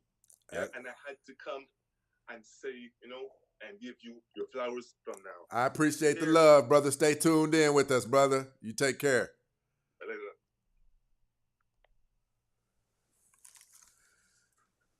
I always appreciate. That's the whole goal, man. To push content out. Shout out to Hidden Hustle over here, dropping bombs, supporting us like always. My girl.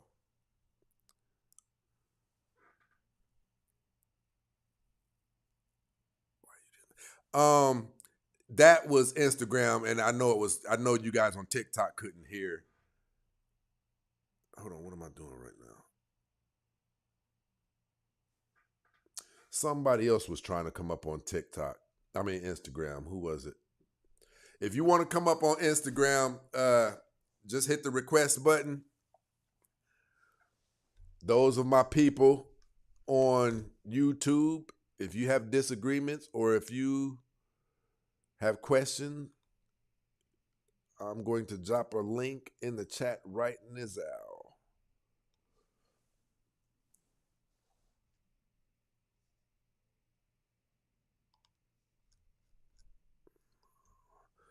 If you are on TikTok and you have questions or disagreement, come on up.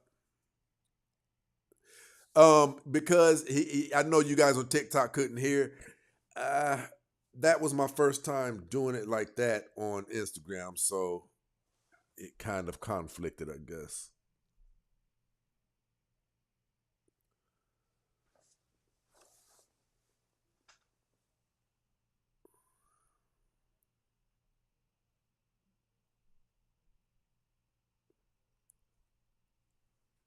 Shout out to Smoke in this situation.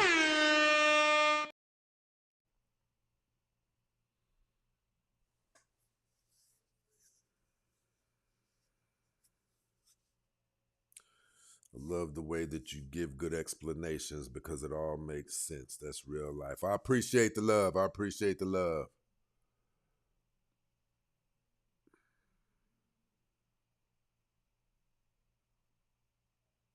Listen, and that's really unfortunate. I want to say this to the women. That's really unfortunate that you guys could have a warm body. Listen, you worried about what your girls go.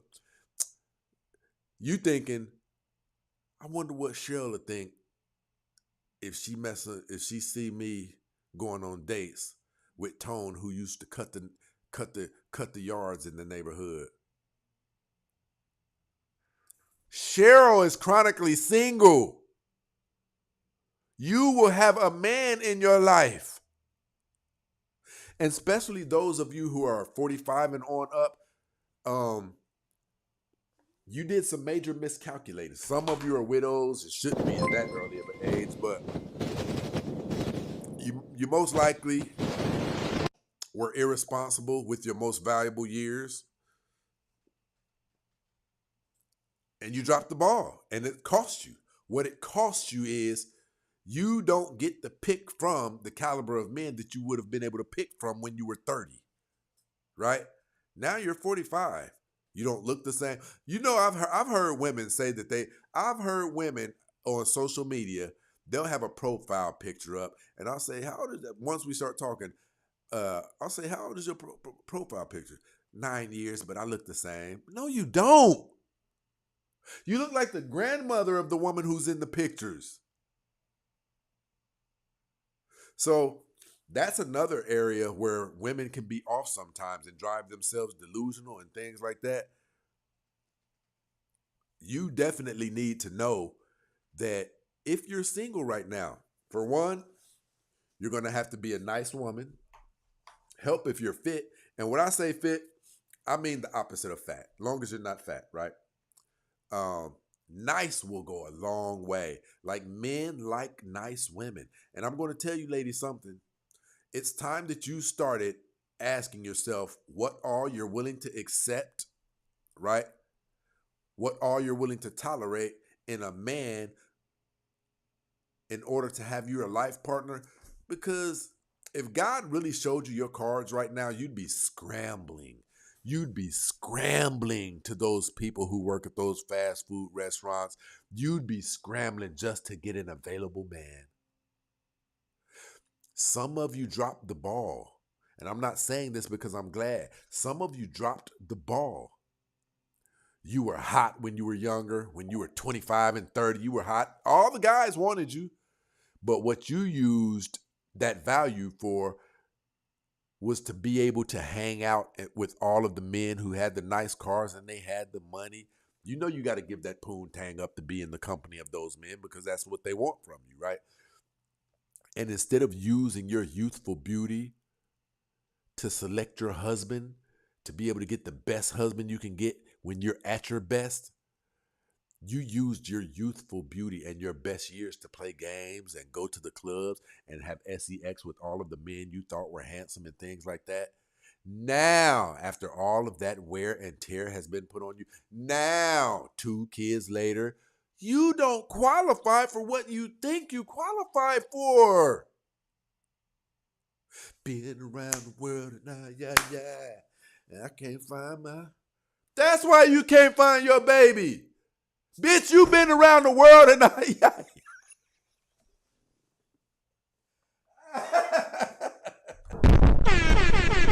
just playing. You guys know I don't fancy cursing. But I'm saying, you have to humble yourself.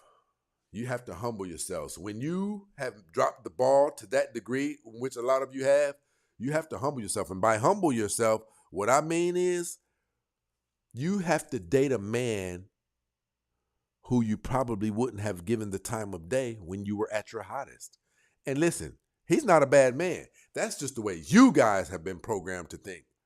You guys have been programmed to think if you can't get Michael B. Jordan, then gotta be effed up. Okay. Because the best men are average men. The best men aren't men who a lot of women find attractive. The best men aren't the men who have a lot of options. Not if you're looking for a very, very monogamous relationship. You can find a good man who's a cheater. You can find an amazing man who's a cheater. But you have to have the strength as a woman, especially if it's kids involved, to keep a family together. You have to have the strength of a woman to be willing to overlook something as long as you can make sure that that thing doesn't get out of hand. If a man cheats a few times, you should be willing to deal with that in order to save a 3 to 5 year relationship. I'll say even 18 months. No, 18 months, 3 to 5 times cheating, that's too much. But in 5 years, if a man cheats 3 to 5 times, you shouldn't decimate that relationship, right? If you still feel like you have a protector, if you really believe in your whole heart that this man is really going to see you through to the end of life, why would you give that up? Because he went and defiled another woman. Listen, I want to do this. I want to do this to everybody.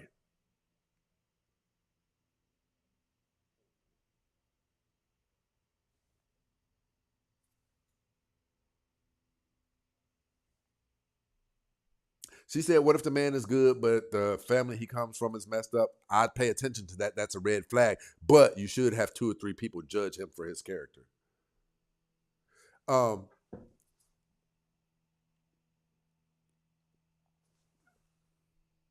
Should a man accept a woman for cheating? But I'm going to get back to that. I want everybody to do this for me. I want all of the single ladies to do this for me right now. Please.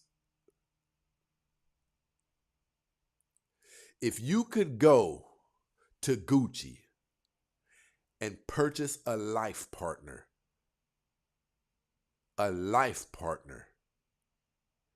even some of their used bags, a life partner, somebody who's going to be there with you when you start getting sick, somebody who's going to be there with you when you can't pay your portion of the bills anymore, a life partner, Somebody tell me, what dollar amount would you put on a life partner?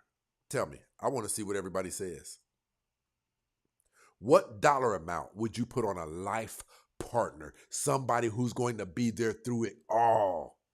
What dollar amount would you put on a life partner? I want to see some numbers.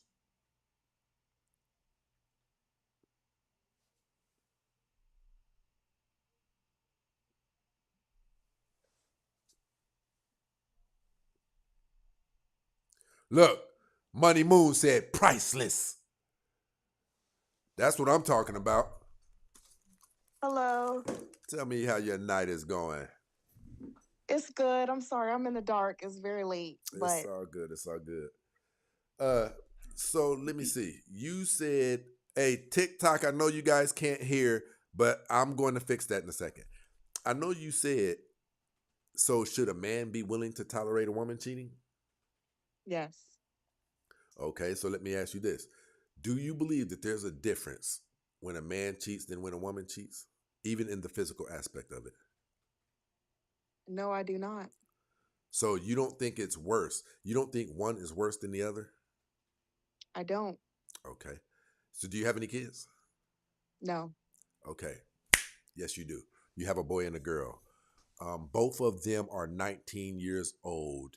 And God himself says one of them has to have sex 15 times, all in the span of a month. Which, if you had to choose which one endured that, which would you say? That's horrible. I mean, I really wouldn't want to say the boy, but it's like I see where you're going. Just give me an answer. I mean, it would be neither one, honestly, but if I had a choice, it would be the boy. It's because you know there's a difference. A woman gets assaulted spiritually, physically, and mentally the moment she is intimate with a man. Which is why a lot of women know who their best lovers was. It doesn't matter if it was 20 years ago. A man can go behind a liquor store, slap on a condom, and be intimate with someone and not care if he ever sees her again. I only needed a release. Now, a woman, on the other hand, typically a woman who is undamaged, for her to give her body to a man, she has to see some things about him that she likes. There has to be some things that she respects. She has to be turned on psychologically as well. See, that's a different type of cheating that's on its own. You already have found something in this man that supersedes some of the things your man has in him. And that's kind of crushing. That's kind of crushing. This is why women are really typically only supposed to have sex with one man. And of course, if she gets divorced, then she has to pursue love in a different way. But the reason, because past a certain, there's studies behind this, past 10 sexual partners, a woman's ability to attach herself to her mate reduces all the way down to 20% from 100. It gets harder and harder and harder. I remember when a woman could be so sprung on a man after they have sex. But I need you, baby, and da-da-da. She was still intact. She was still intact.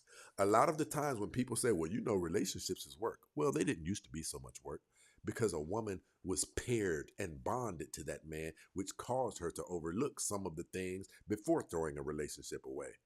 A man, on the other hand, a man that your son who would mess with those 20 women, it wouldn't have, you can't name me one tangible way where it would affect him. It would actually only give him his introduction and ushering into manhood. I can give you a way. Absolutely. Tell me. The way would be that he would possibly have a whole bunch of baby moms and, create broken homes. That's negative. No, that's reaching. We're just saying, let's say condoms are in use. You said what? Let's just say condoms are being used. I'm not talking about anything crazy. I'm talking about physically, mentally, and psychologically. How would sex affect that boy? He could be a porn addict. I mean, there's so many different ways. It wouldn't affect him. That typically doesn't happen to us because we'll have access to women. Now that I've gotten turned on to the aspect of women, and listen, let's say I become a porn addict. So who's that bothering? I mean, you say how women can't they can't, after a certain amount of partners, they can't really attach to their husband. But I think even with men watching porn, they can't really attach to their wives because they want her to be a certain way. That's not real. I understand where you may try to tie it to logic, but that's not real. Most men watch PORN, and we will go out and give our lives for our wives. Not even our wives. Listen, on a scale of 1 to 10, how uncomfortable do you think it makes men to date women who have children? I would say at least maybe an 8 or a 9. You're right in the ballpark, right? But men are so selfless. We do it anyway, and even still, after we do it, we're willing to risk our lives for the safety of those women. Men and women are different. See, men can become porn addicts and still be willing to perform all of our manly duties to you. Still be willing to come in and make sure that you're only paying 40% of the bills. Still be willing to come home and risk my life for you if I dare hear that it's somebody downstairs and we upstairs in the bed. Hey babe, you lock that door. I'm going down there to see what this is. So it doesn't affect our manly duties, our covenant with God. Our covenant with God, we disrespectful towards God. We failed him in that area, but we're still performing the role that God set for us. We won't break when it comes to sex. We won't break. Women break. Women literally break when they have too much sex, and they'll do all manner of things. So I would suggest this.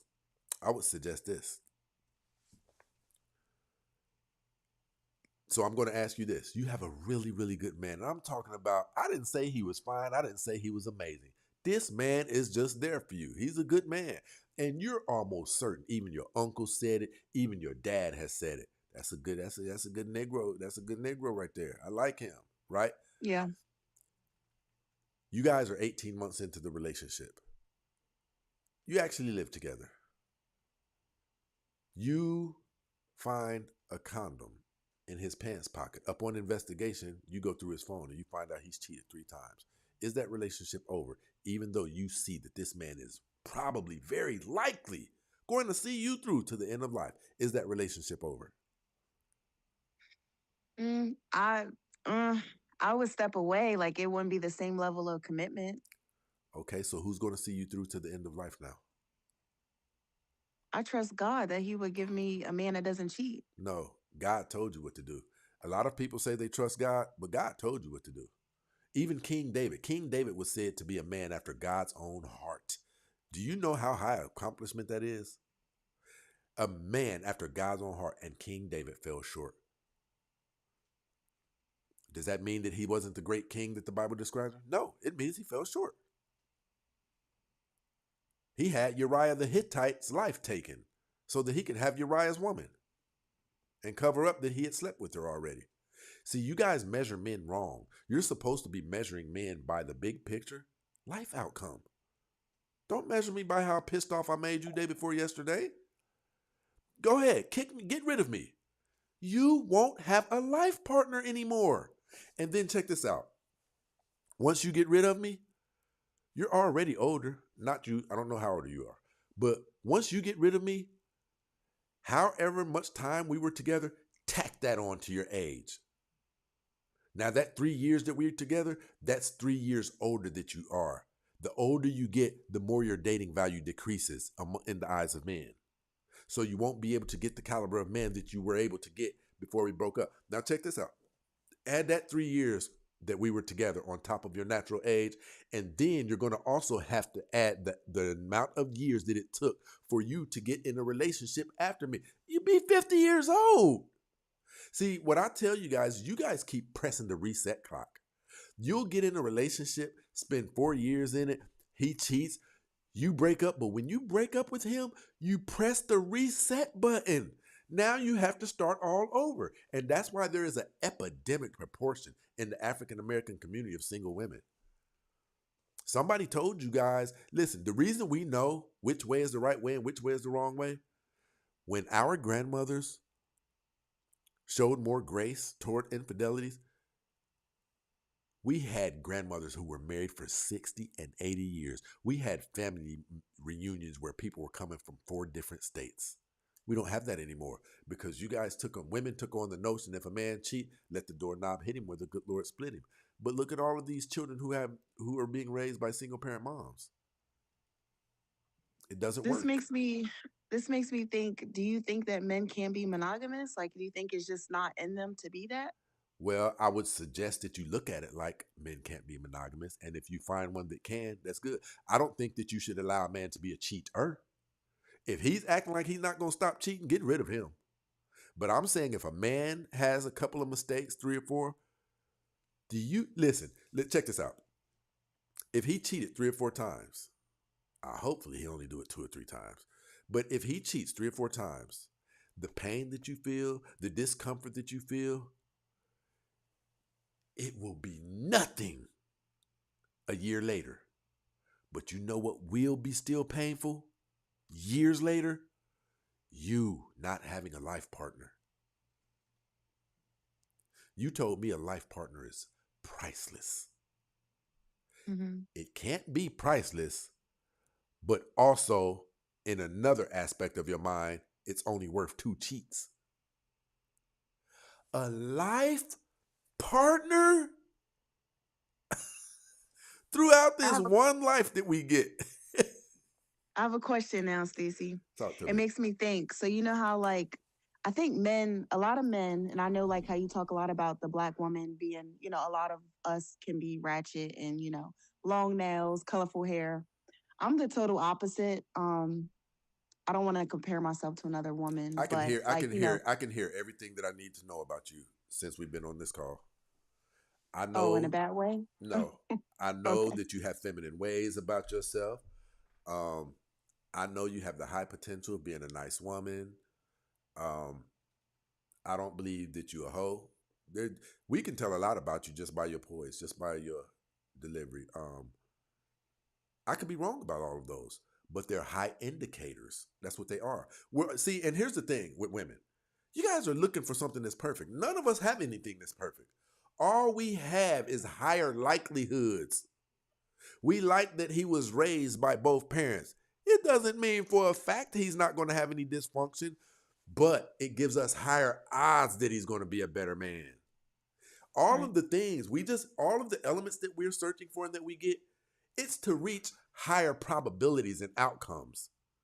But with women, they don't look at it like that. A lot of women don't look at it like that. They think that there's a number that we can arrive at where, okay, perfect man, which is why you're so often let down oftentimes. I think my question really quick, I agree with that. Thank you. I would say, how like I've spoken to a man before and he said, he likes classy women, Christian women,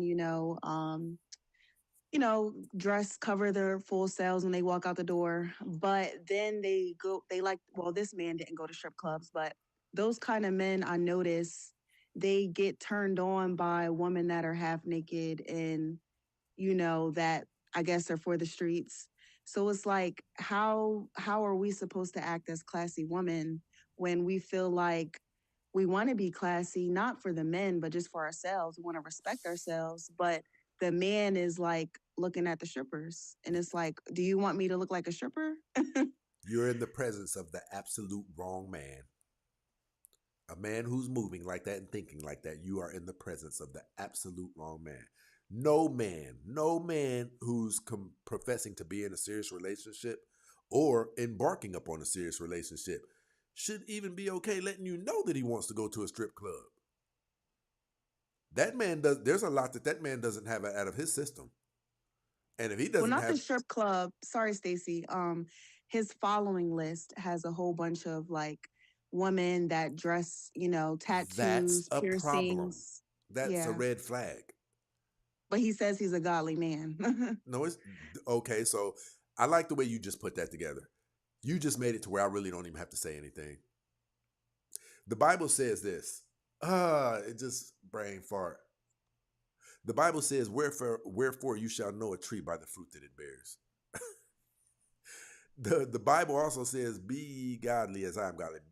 Bible says be Christ-like. Does that sound like behavior that Christ would be demonstrating?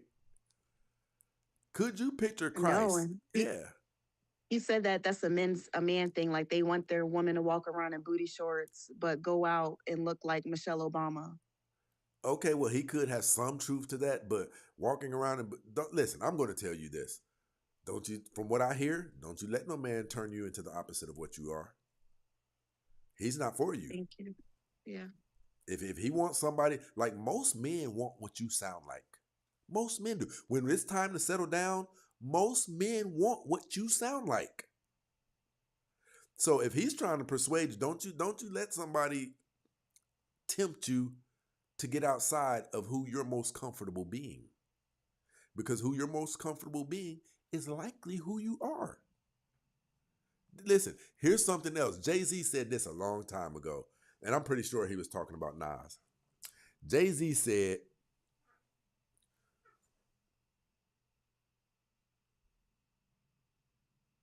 I'm going to actually address it. Jay-Z said, even better, even more important to know what beat to jump on is to know what beat not to jump on, right? And it's okay to really, really, really be longing for a relationship, but you know the best thing that for you is not date this man. It's tough. Life is tough. Sometimes your heart can be yearning for companionship. And here's an available man right here. You don't take that man with all of those very apparent and visible red flags. Because then once you do, who are you going to complain to? You did that. You saw all of those red flags.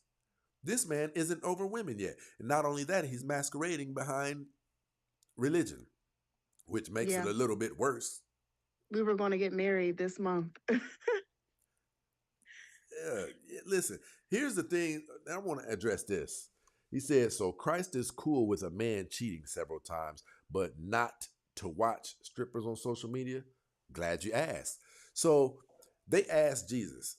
They were talking about the rights to divorce and things of that nature. And they asked Jesus when the appropriate time was. Was there a time to where you could dismiss your woman? And Jesus said, because of the hardness of your hearts, Abraham permitted you a writing of divorce. But from the beginning, it was not so. And then he goes on to say, I would prefer that you did not divorce. So even in the heart of infidelity, he would prefer that you did not, because of all of the damage that we see accompanies it. If you just look at the black community, we are so much better together than we are apart. And if you're telling me I cheated 3 times, but everything else about me you love, and you get rid of that instead of trying to endure with me, it's said, people like to say black women are strong. That doesn't sound like it to me.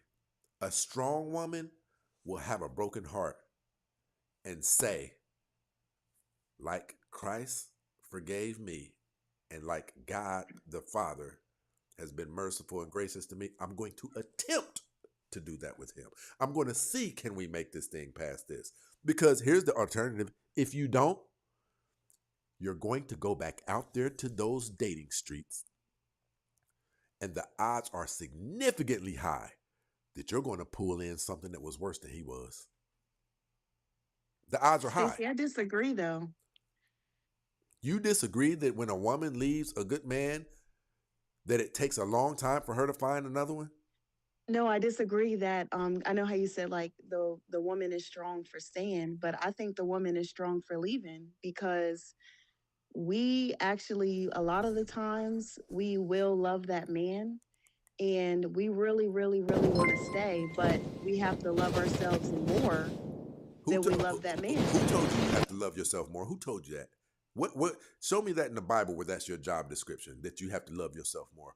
See, that's Christian feminism is what it is. It's not biblical. Well, I'm saying before we get married, because I think things I think when it comes to relationships in the Bible, he's only talking about marriage. He's not talking about situationships, and he's not talking about boyfriend and girlfriend. He doesn't even, that's not even a thing. So I know that he's only talking about marriage, but my thing is, why not leave the bad man before you even get married? Because once you're married, I agree, you do got to stay to a certain extent. Who said he was a But bad man? uh, See, modern times have allowed you guys to slap that tag on men for things that don't even quantify as a bad man.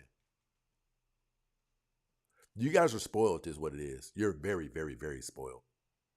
You listen, a lot of you are saying, I don't know, Bill DeBob, when you're supposed to be a helper. right. A lot of Christian feminism and things like that has seeped in, and our women don't even belong to us anymore. You don't even recognize, I ain't giving no nigga no money for no bright idea, no invention. Every other race of women does it. No, I've been there, but it's like, well, I'm attracted to men that are ambitious and not just like, you know, I get some men What want to be we've comfortable. got here is failure to communicate. Here we go into I'm those attracted to uncharted waters. I am, but it's like we can't. What I felt in, I'll be honest, Stacey, is I was trying to give because we know there are black men. I mean, any race. There's any race that could be. I don't really want to call them bums, but they do bummy things or have bummy behavior. And I made the mistake of trying to give ambition to a man that never even had it. So what about the women that want ambitious men? We can help you, but you just have to give us something to help with. And I'm Okay. one of those women. Yeah. Okay, so let me see if I can fix this. I think I can fix this. I'm 26, by the way. Okay. I was about to ask you that. Yeah. Give me a second. Okay. You're 26? Yes. How much weight do you need to lose right now? Oh Lord. I mean, I'm not big. I'm like 176. Okay. So probably like maybe like 20 pounds. And you're 26? Yes. Okay. So you know that's going to be an issue, right? Because check this out. A man who is driven, a man who is very ambitious, do you know how many other women want what you just said you want in a man? Right. Almost all of them. That's who you're competing with. You're competing with women who don't have to lose 30 pounds. You're competing with women who don't have any children. You're competing with women who are extremely beautiful, right? So then you put yourself in the ballpark where we have to ask, and I want you to be completely unbiased. Let me do this. Give me one second. I want you to be completely unbiased, and I want you to answer me this. If you had a son, and he was on his journey, you put blood, sweat, and tears in him. This boy has graduated from MIT. He's in his phase where he's looking for his woman. If you were guiding him the best you could, there was a woman over here who was nice, who is attractive, has no kids, but she's overweight. Then there's another one who is all of those things, and she wasn't overweight. What do you think, in a man's eyes, is going to seem like the better deal to him? Of course, the other option. Yes. And that's what you're fighting against. So your ask right now, is a little bit unreasonable right now. But I will say you come off as pleasant and feminine, and that will boost your points up a couple of points. But you got to lose the weight. Men are visible.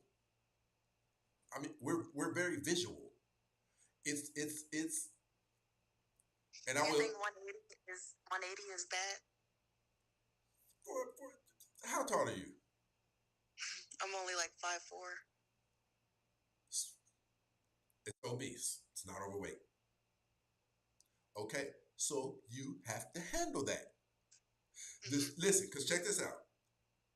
You already told me that you don't want no loser, a non-ambitious man. Did you know that in the eyes of men, a woman who is obese is the equivalent of a loser? That's how we look at it. Because there are 3 million more women in America than there are men. In the African American community, it's 2.5. We have so many options. That's why it's difficult to get black men to lock down. But if you were my daughter, I would tell you right now. Okay, but I want to touch this first. What percentage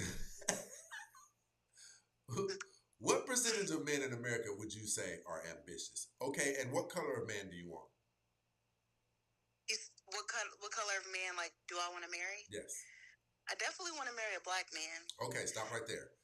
What percentage of African American men would you say are legitimately ambitious and driven? So what do you judge ambition off of? Or just, like, I guess, general ambition? We'll do it like this. They consider, even in all of America, there's a group of men who are referred to as the top 20% wealthiest, right? That lets you know that pretty much 75 to 80% of people are regular people, workers. If they had what it takes to be driven and ambitious, they would be a part of that 20-25%. Do you know what it takes to be driven, ambitious? You don't go a day without thinking about this thing. Multiple times a day. You have put your last in this thing before. Listen, 3 things have already failed. You won't stop because you can't stop. I tell people this often. If you were to interview Mark Zuckerberg's closest friends and ask them, are they shocked that he's where he's at? I guarantee you, 98% of them would say no. You know why? Because I guarantee you, they've watched him start this before. They watched him build that before. It was who he was. It's visible. Drive, ambition, and motivation is visible. You can't mistake it. So, if we're going to go to the black community, we could probably say maybe 5% of the men are legitimately, I'll just give it a ball. I'll say 5 to 10% of the men are legitimately ambitious and driven. Now, we have to ask what qualifies you for the top 10% men. And see, it's like a resume. It's more like an investor's pitch. Because now you have to answer that question and you have to give me a legitimate answer. Why should the top 5% of men, 10% of men, bypass all of the Baywatch models, all of the Instagram models, all of the women who don't have any children, all of that, all of the women who typically get those men? Why should that man bypass those women and stop at you? That's the question that you now have to answer. And whatever your answers are, it will bring you to reason. And you'll say, okay, well, I have to work on this and I have to work on that. But in my personal opinion, I think you've already done, I'll say, either the first or the second most important thing, your behavior. Your behavior is very, very important. Even the way you talk, you have a soft tone. You could be a ratchet ghetto Jezebel for all I know. I'm not. Okay, what you're demonstrating right now is you have the ability to be soft, to be feminine, to be nice. And those things right there, a woman who was born average looking, a 5 on a scale of 1 to 10, if she's soft, feminine, and nice, honestly, that throws her up a 6 or a 6.5. That's how important a cooperative woman is to men.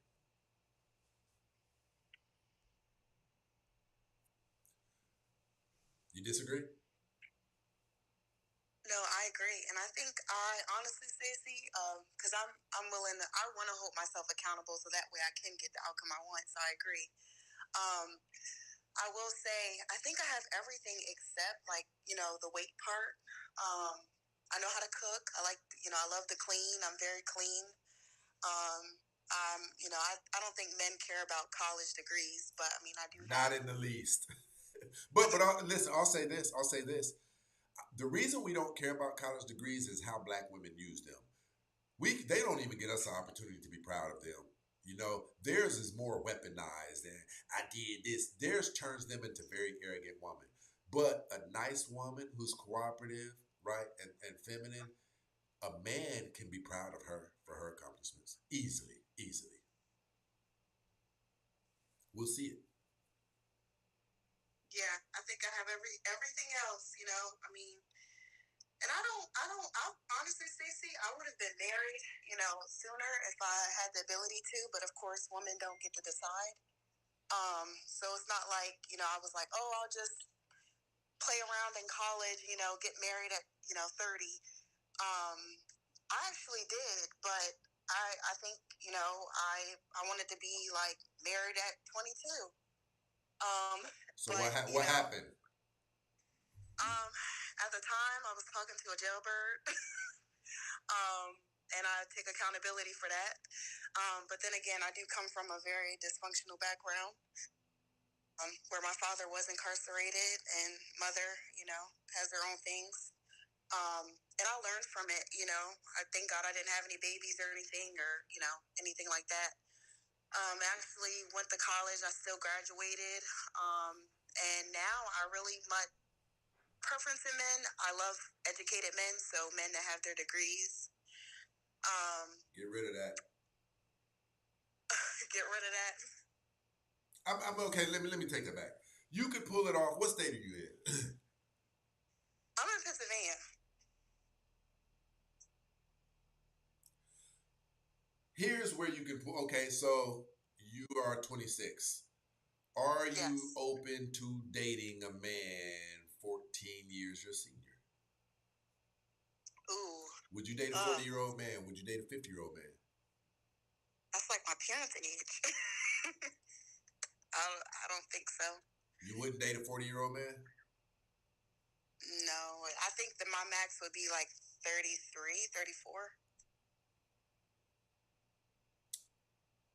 Yes.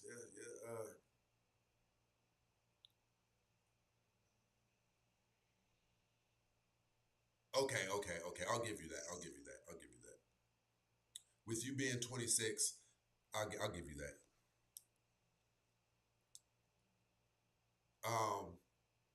A 36-year-old man can have found his way, but you're going to have to see, you're asking for a lot. You don't know that you're asking for a lot, do you? Think about this. You have an age restriction at 10 years your senior. You want an ambitious man. You want a black man. You're stacking, and I'm glad you only want black men, but you're stacking decks against yourself is what you're doing.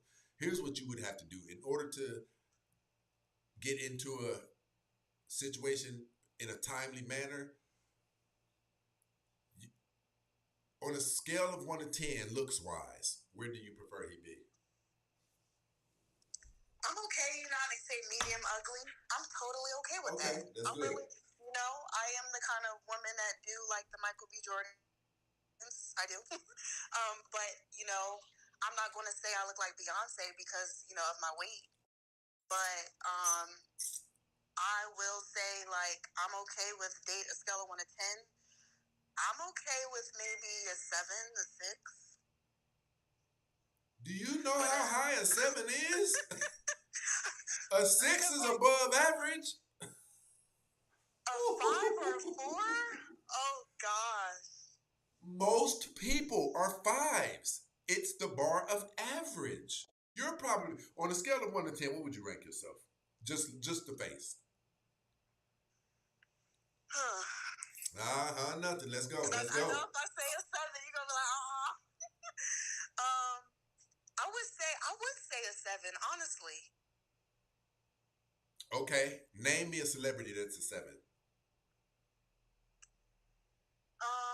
And the only reason why I'm not showing my face is because I already got ready for bed. But well, a 7 has no problem showing her face even for bed. So I mean, a 7 from what's a I'm trying to think of a woman I really think is pretty. I'm gonna think about that and really give you an answer. Jump on the camera. Let me see that bonnet. Let's go. Let's go. Oh Lord Jesus. Let's go. Let's go. But let me put some gloss on or something. Whatever, bitch. Let's go. Let's go. We'll get to the bottom of this. I'm coming.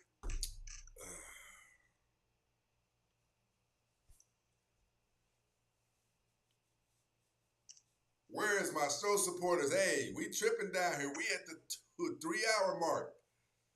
We need to hear that thing go off, people. Let's go now. Just gonna put on a little something real quick.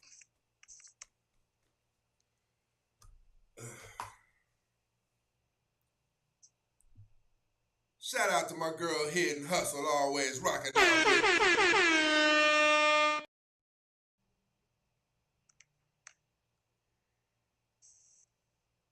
They said we got one of those turbulence people. They said we got one of those moments. Y'all know what it is. Somebody said Tracy Ellis is a 7 to me. I like Tracy Ellis. She has a little bit of favor with me. Okay. So, on a scale of 1 to 10, you're an average looking person. You know what an average looking person is? An average looking person, an above average person, we see her in society. An above average person is a 6. We see her in society and we instantly say this: okay, that's not your everyday. I'm probably average. I don't care. I don't give a damn. I'm amazing. Now, you live in Pennsylvania. Yes. I'll say your overall package,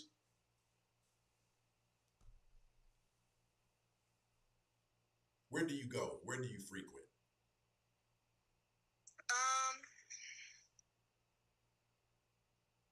I'm honestly I'm not like a club girl at all. You shouldn't be. Where do you go when it's time for you to spread your wings? When it's, you know, what you call getting out for the weekend? What do you do? I don't want to sound like nerdy, but like I really do. Like I go to the library. What else do I do? I guess we have like a beach. It's not a lot to do in Pennsylvania. It's really not. Like I don't live in Atlanta, you know. So it's like I'll maybe go to a restaurant or. Okay, so here's what you have to do. You want a college-educated man, you're going to have to start putting yourself in the vicinity of college-educated men. Where do these type of men go? Right? This is what you have to do. And listen, I travel a lot though. I don't go, like I'll do like once a month. I'll go to like Maryland or Philly, stuff like that. Okay. Are you on dating sites? Yes. You need 2 to 3 dating accounts. Don't let them consume your day and things like that. But it will increase your odds. And you need to get intentional about going certain places. Are you the type who will donate your time to a cause or something like that? Oh, well, yes. Okay, these are where you're going to find the type of men. And I'm going to say this. I think you should lower that prerequisite that he has to be college educated, because you will miss out on a lot of nice, genuinely nice guys that just, you know, he didn't go to college. Just a nice guy. You know what I mean? Tell me why he has to be college educated. Tell me. Well, you know what they say about like men that are like in, I don't want to be, it's sad because I've had my fair share of like men who were not college educated, and I'm very ambitious. I love to talk about business, not to the point where it's like I let it, you know, overpower my femininity. Not like that, because I do prioritize family, my man, all of that first. But with my man, I want a partner where we can talk about business plans and, you know, talk about like how do we get to wealth, because like wealth is just not going to fall in your lap just because you got married. You have to have a strategy. So I want a man that's going to be comfortable with that. And the reason why I say college educated is because a lot of them, it's natural for them. They don't mind. I don't want a kind of man where it's like he prefers to sit on his game all day, and you ask him how was his day, I agree with and that. he's like, yeah, me was done on Fortnite. Like, I'm attracted to a man that is, he's like, yeah, I have this, I'm waiting for this deal to close. I'm waiting, you know, if he's in real estate, I'm waiting for this house to close. Like, that stuff excites me, and I feel like that's what I can actually help with. I can identify with you on college that. educated, yeah, like, I feel like you don't have to force them to be ambitious because it's naturally in them, and they're good critical thinkers. But listen, here's what I want to say to you. God did not call men to be millionaires. It's not a requirement. God wants us to be decent people. You're going to have to ask yourself what's more important to you, a life partner or a driven and ambitious person. Because your search for a driven and ambitious person who you can mingle with and who you connect with could cause your journey and your search to extend out further than what you would like it to. You ever been, listen, have you ever shopped on Amazon? Yes. Have you ever noticed that the more prerequisites that you put up there, when you say I want a Pro FX digital mixing board, it'll come up with 20,000 results. Then you say I want a Pro X digital mixing board that has 16 channels. Then it's going to go down to 15 results. Then you say I want a Pro X mixing board, 16 channels, and I want it to be pink and silver. It's going to go down to probably about 5 options. The more prerequisites that you have, the smaller your options are going to get. And you listen, you are at the right time to be getting your husband. You don't want to, sweetie, I'm going to be honest with you. If you let 5 more years pass by, dating is going to get exponentially tougher to you, especially depending on what's going on in society at that time. We don't even know where we're going to be as a country at that time, right? And it's going to make things tougher for everybody. So you really have to get intentional. Here's what I would advise you do. Meetup.com, I always advise this to people. I love Meetup.com. Meetup.com is cool in that it puts like minds together. Not necessarily for dating, but it can be that. I go to meetups and things like that. What do they call them? Happy hour, things like that. I have so many business cards, but I'm not a woman. I wasn't going there looking for it. Now, I have gotten some numbers from women. So you can turn this dating thing into what you want it to be. And you can, no one said that you can't find your significant other at a Ku Klux Klan meeting. You can find your significant other anywhere, right? Except for jail or something like that, hopefully, right? But you can turn your dating experience into whatever you want to. You will increase your odds if you dwell in habitats that are closely aligned with your beliefs and your principles. And it's easy to do that. Here's meetup.com. Meetup.com is, if you like bowling, there's a ton of other people in there who not only like bowling, but Craig C. is hosting a bowling event in Santa Monica this Friday. Meetup.com is dope to me. And I'm sure that there's other things like Meetup.com. It pairs like minds together. But I'm going to say this to you. Which is more important to you? A life partner or an ambitious man? A life partner. But I don't want the life partner to be like a son, so. You don't want him to be like a what? A son. Right. He doesn't have to be. But what I'm saying is there are way, way, way more good men in the world than there are ambitious men. And you know, maybe you won't have to lose your ambitious man. Maybe he's a worker that he's so crazy about you, he likes to listen to your ideas and support you. Does that work for you? Yes. Yeah, it increases your odds of being able to acquire what you want. But when you say I want an ambitious man, there is a small number of those. I don't really like flashy men. I don't.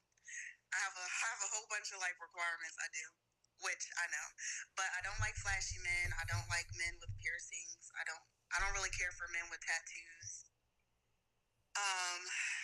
I don't care for skinny men. So like I do have a lot of preferences. Not fat men, but like scrawny men. No. Um, but yeah, I definitely like agree with you're saying. Like I'm open to. I'm not saying you have to be like ambitious to the point where you want to be like the Secretary of the United States. What if he doesn't? What if he's not a business owner? Listen, I want to say this to everybody he just too. has to like naturally want to be a better man. Like I'm not asking him to, because there's some men that are okay with, they might just want to work and be a cashier, at Walmart and be okay with that. They're a good man, they bring the check home.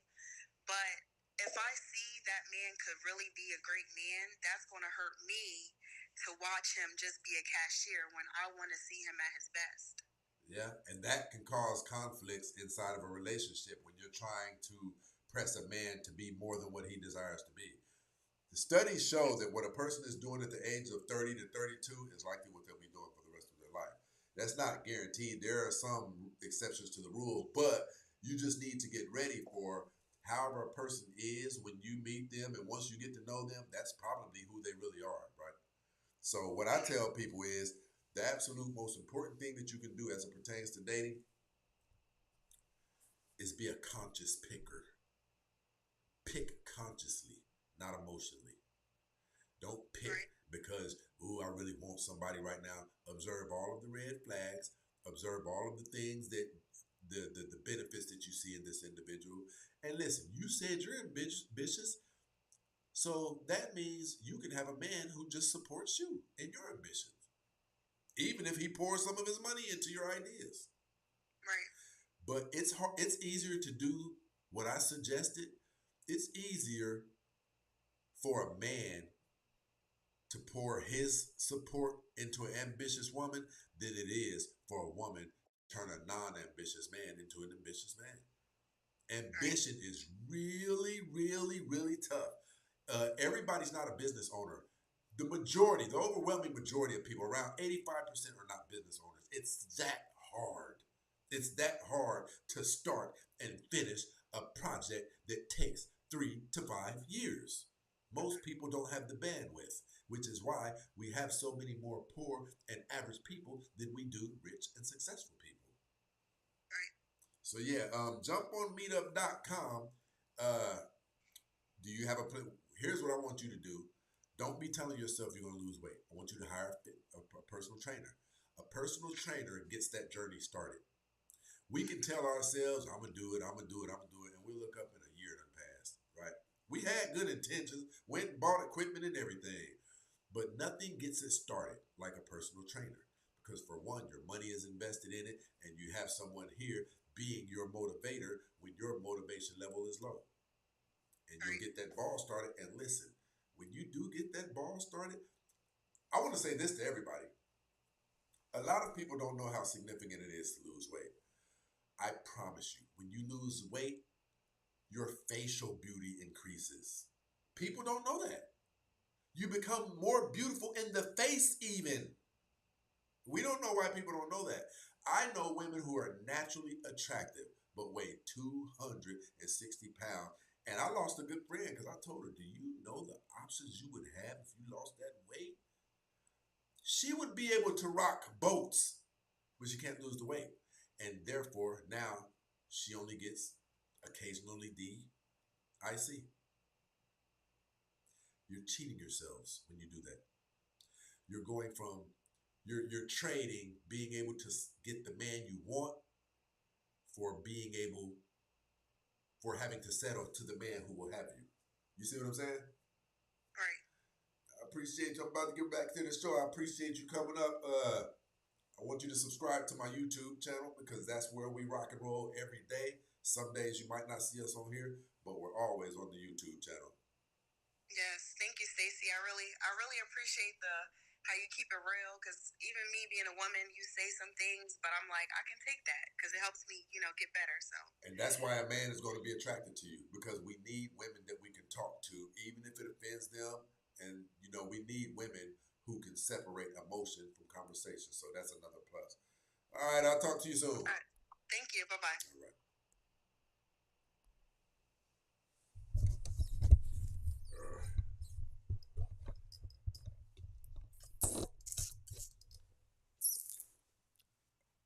boom, boom. One of these is about to die. That's crazy. Unless we can do this. Maybe I could save one, and I can. Let me get to it.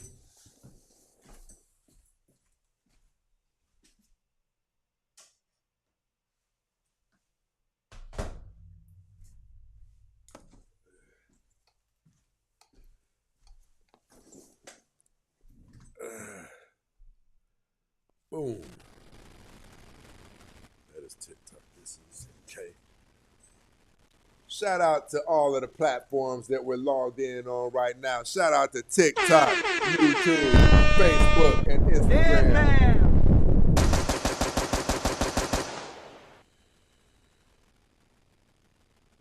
Yeah, DY over here rocking out with us, supporting the TikTok. I appreciate the love.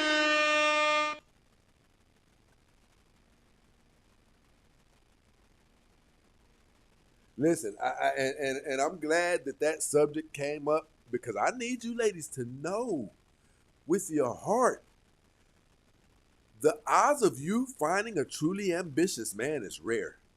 Unless you come from an incubator, unless you're in college, or unless you're in an area with concentrated levels of men of achievement. But even then, you're going to have to cross the threshold of why should that man who most women want select you?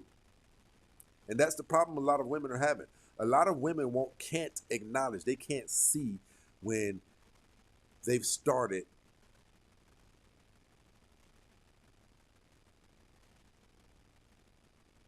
their dating value decline. When you're kind of not looking as young as you used to. Listen. Let me see something here.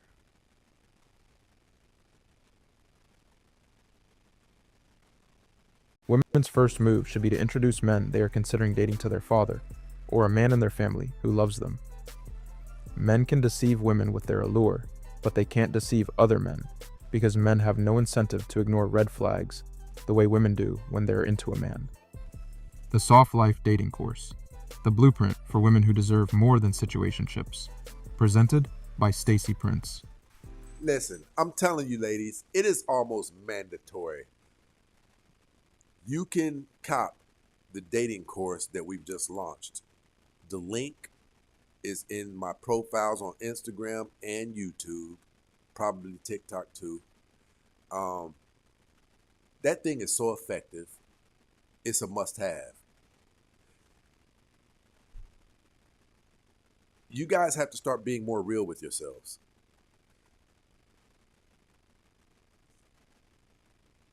A lot of you are in denial about where you stand on the dating highway, or not dating highway, where you stand on the dating market. A lot of, I don't know, it's like people refuse to say, well, I've gotten older, there's little wrinkles in my face, I got 2 children by 2 different men now. You guys have to factor that stuff in. Because if you were to factor those things in from a place of humility, you'd be able to say that the guy who drives the public transportation bus is not out of your league. It's very unfortunate what we watch you guys do to yourselves on the regular. You guys price yourselves right out of good opportunities. You price yourselves out of good opportunities because you think that your dating value is higher than what it is when you're just really living in the past of what you used to be. It's very unfortunate. We've seen it. Oh my gosh.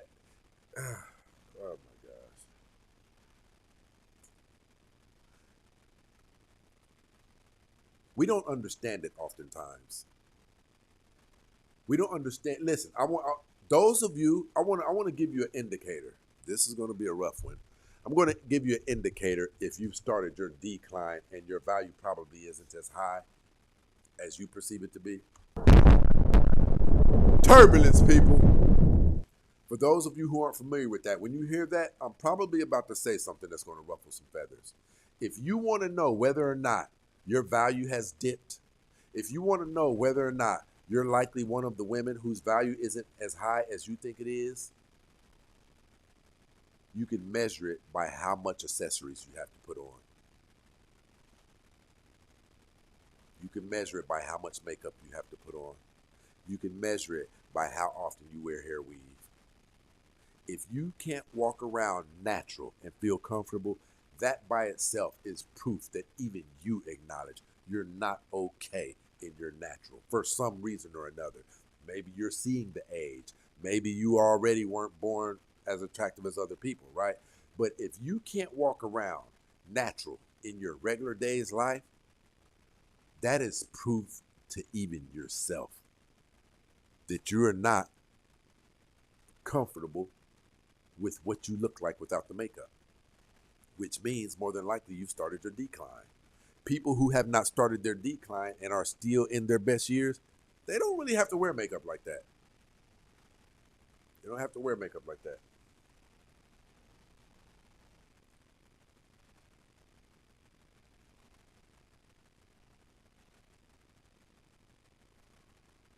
Is a 42-year-old woman with 3 kids and a gut 2-year degree in cybersecurity valuable? Women are always valuable. It just predicated upon who she's valuable to. Women are usually always valuable. A loud, obnoxious, unruly woman is not valuable. She's a detriment to society.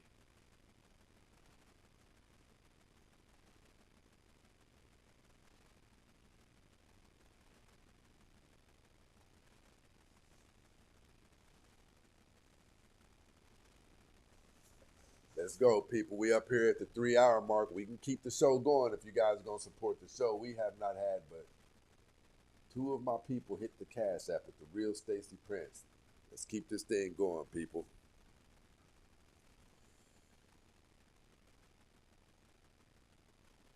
Listen, I'm going to tell you dads, those of you dads who have daughters, you would really listen.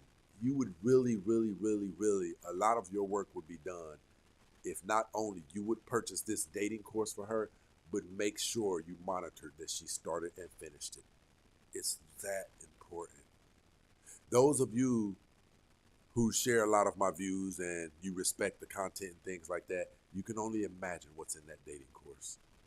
You can only imagine. There's, I think, 11 modules, and it's pure, it's uncut, right? You guys really need to start investing in your daughters. And I'm going to be honest, some of you who are in relationships, I think this dating playbook is important to even a woman you might be in a relationship with now, because they don't know us. And that's how the dating playbook starts out once you open it. I've been doing this for 4.5 years. One thing that I have come to understand is a commonality amongst most of the women who I've interviewed. They were never properly introduced to us. You don't even know the things that sincerely piss us off, the things that sincerely irritate us, what we expect from. You don't even have a clue. You don't know the things that are deal breakers to us. Those of you who sometimes have problems with your woman, I challenge you to purchase that dating court, that dating playbook, and tell her, babe, do it for me. I want you to start and finish this. Right?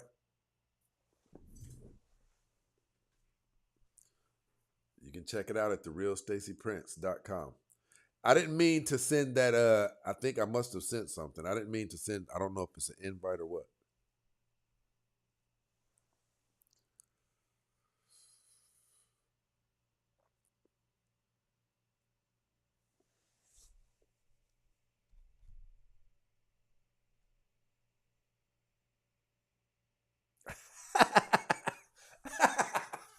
Rodney said. Rodney said we want somebody with some sense. And I don't think you guys understand how, like, that's serious with men. It's serious. We got to be able to talk to you on a very elementary level. We don't want pushback on everything.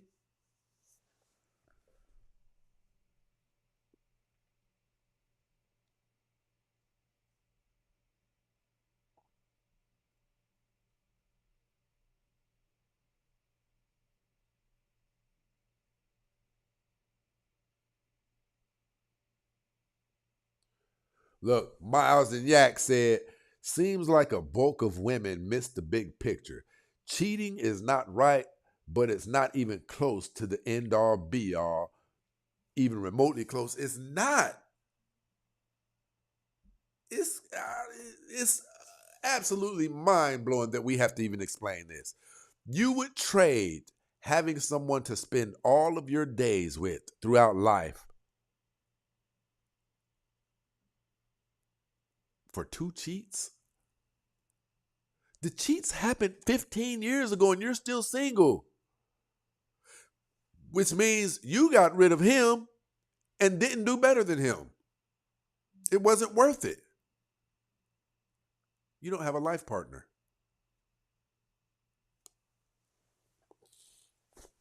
I can't believe everybody in the world doesn't. You know, we don't get it. We don't get it. You can't, there's not enough men to go around numerically for you guys to be able to fire and hire at the rate that you're doing. You can't. There's not enough men. They say we typically only cross paths with our person once, maybe twice. A lot of you have broken up with 3, 5 people. Crazy work. And I'm not talking about breaking up. A lot of you have passed on, a lot of women have passed on 50 men, 100 men, because you thought you were better than him. But you're single now. You're single now.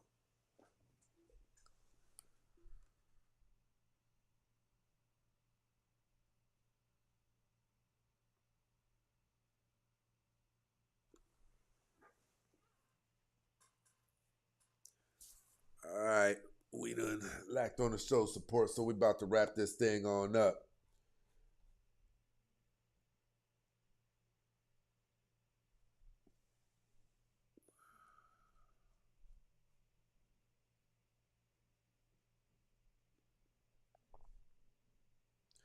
All right, people, we're about to go ahead and wrap this thing up. I appreciate everybody who rocked with us. I appreciate all of my people who support the show. Be a Cash App or a Super Chat, you know what it is. And we are out of here.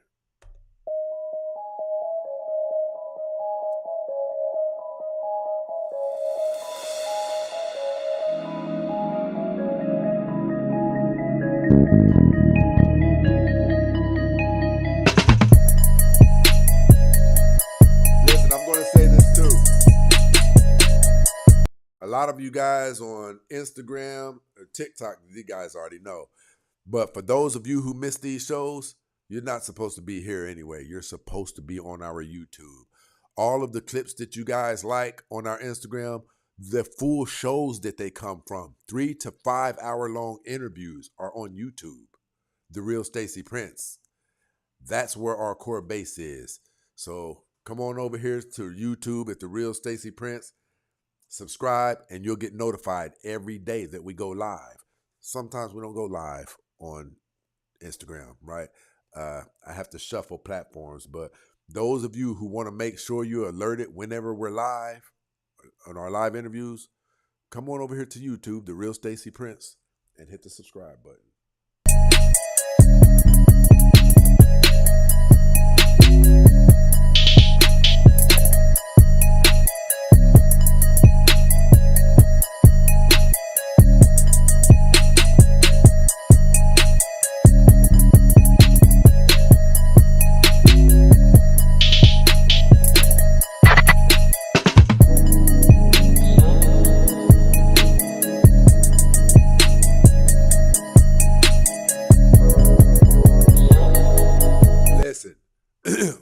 YouTube, we got shows available from 4 years old. You guys get to see it in its rawest form and everything. So those of you who haven't subscribed to our YouTube channel, you know what it is.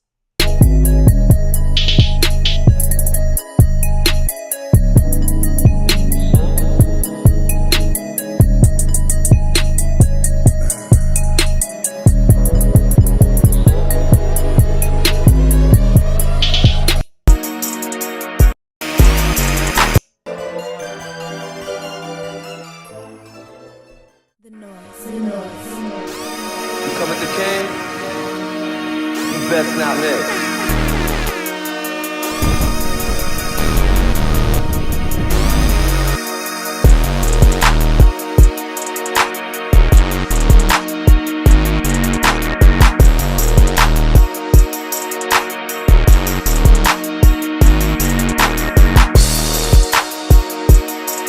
Shout out to Victor Soto in this situation.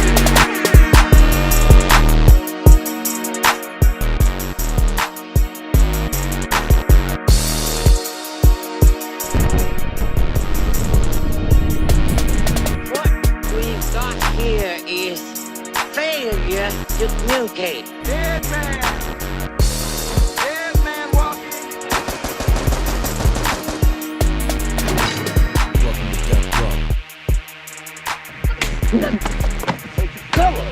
Talk to me like that again! You hear me? Huh?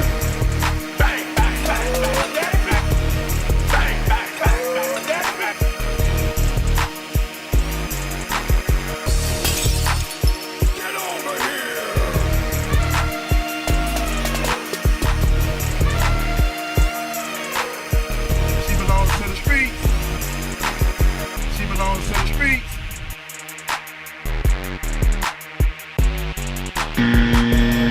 My doctor has notified me that I'm morbidly obese. You fucking crazy, man. You sound insane. Do you realize that? You should be medicated. What kind of stupid-ass question is that?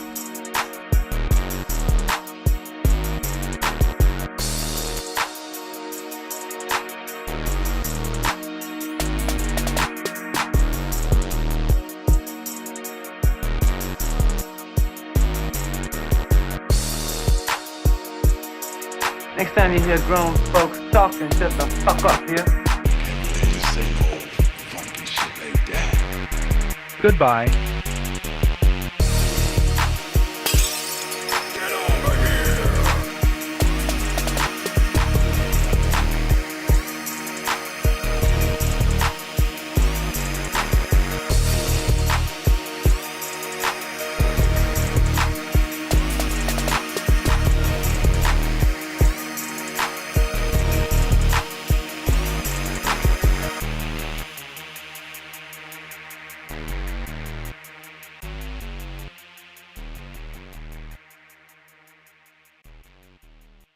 I appreciate all the love, everybody rocking out with us. We are out of here.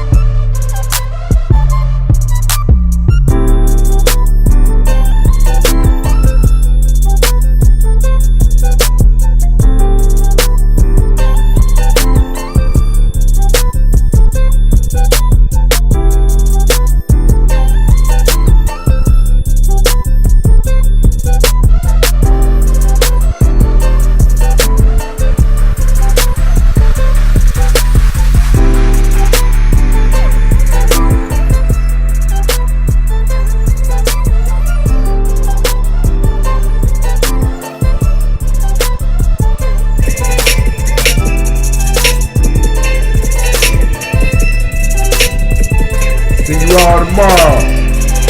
Lock in, 6:30 p.m.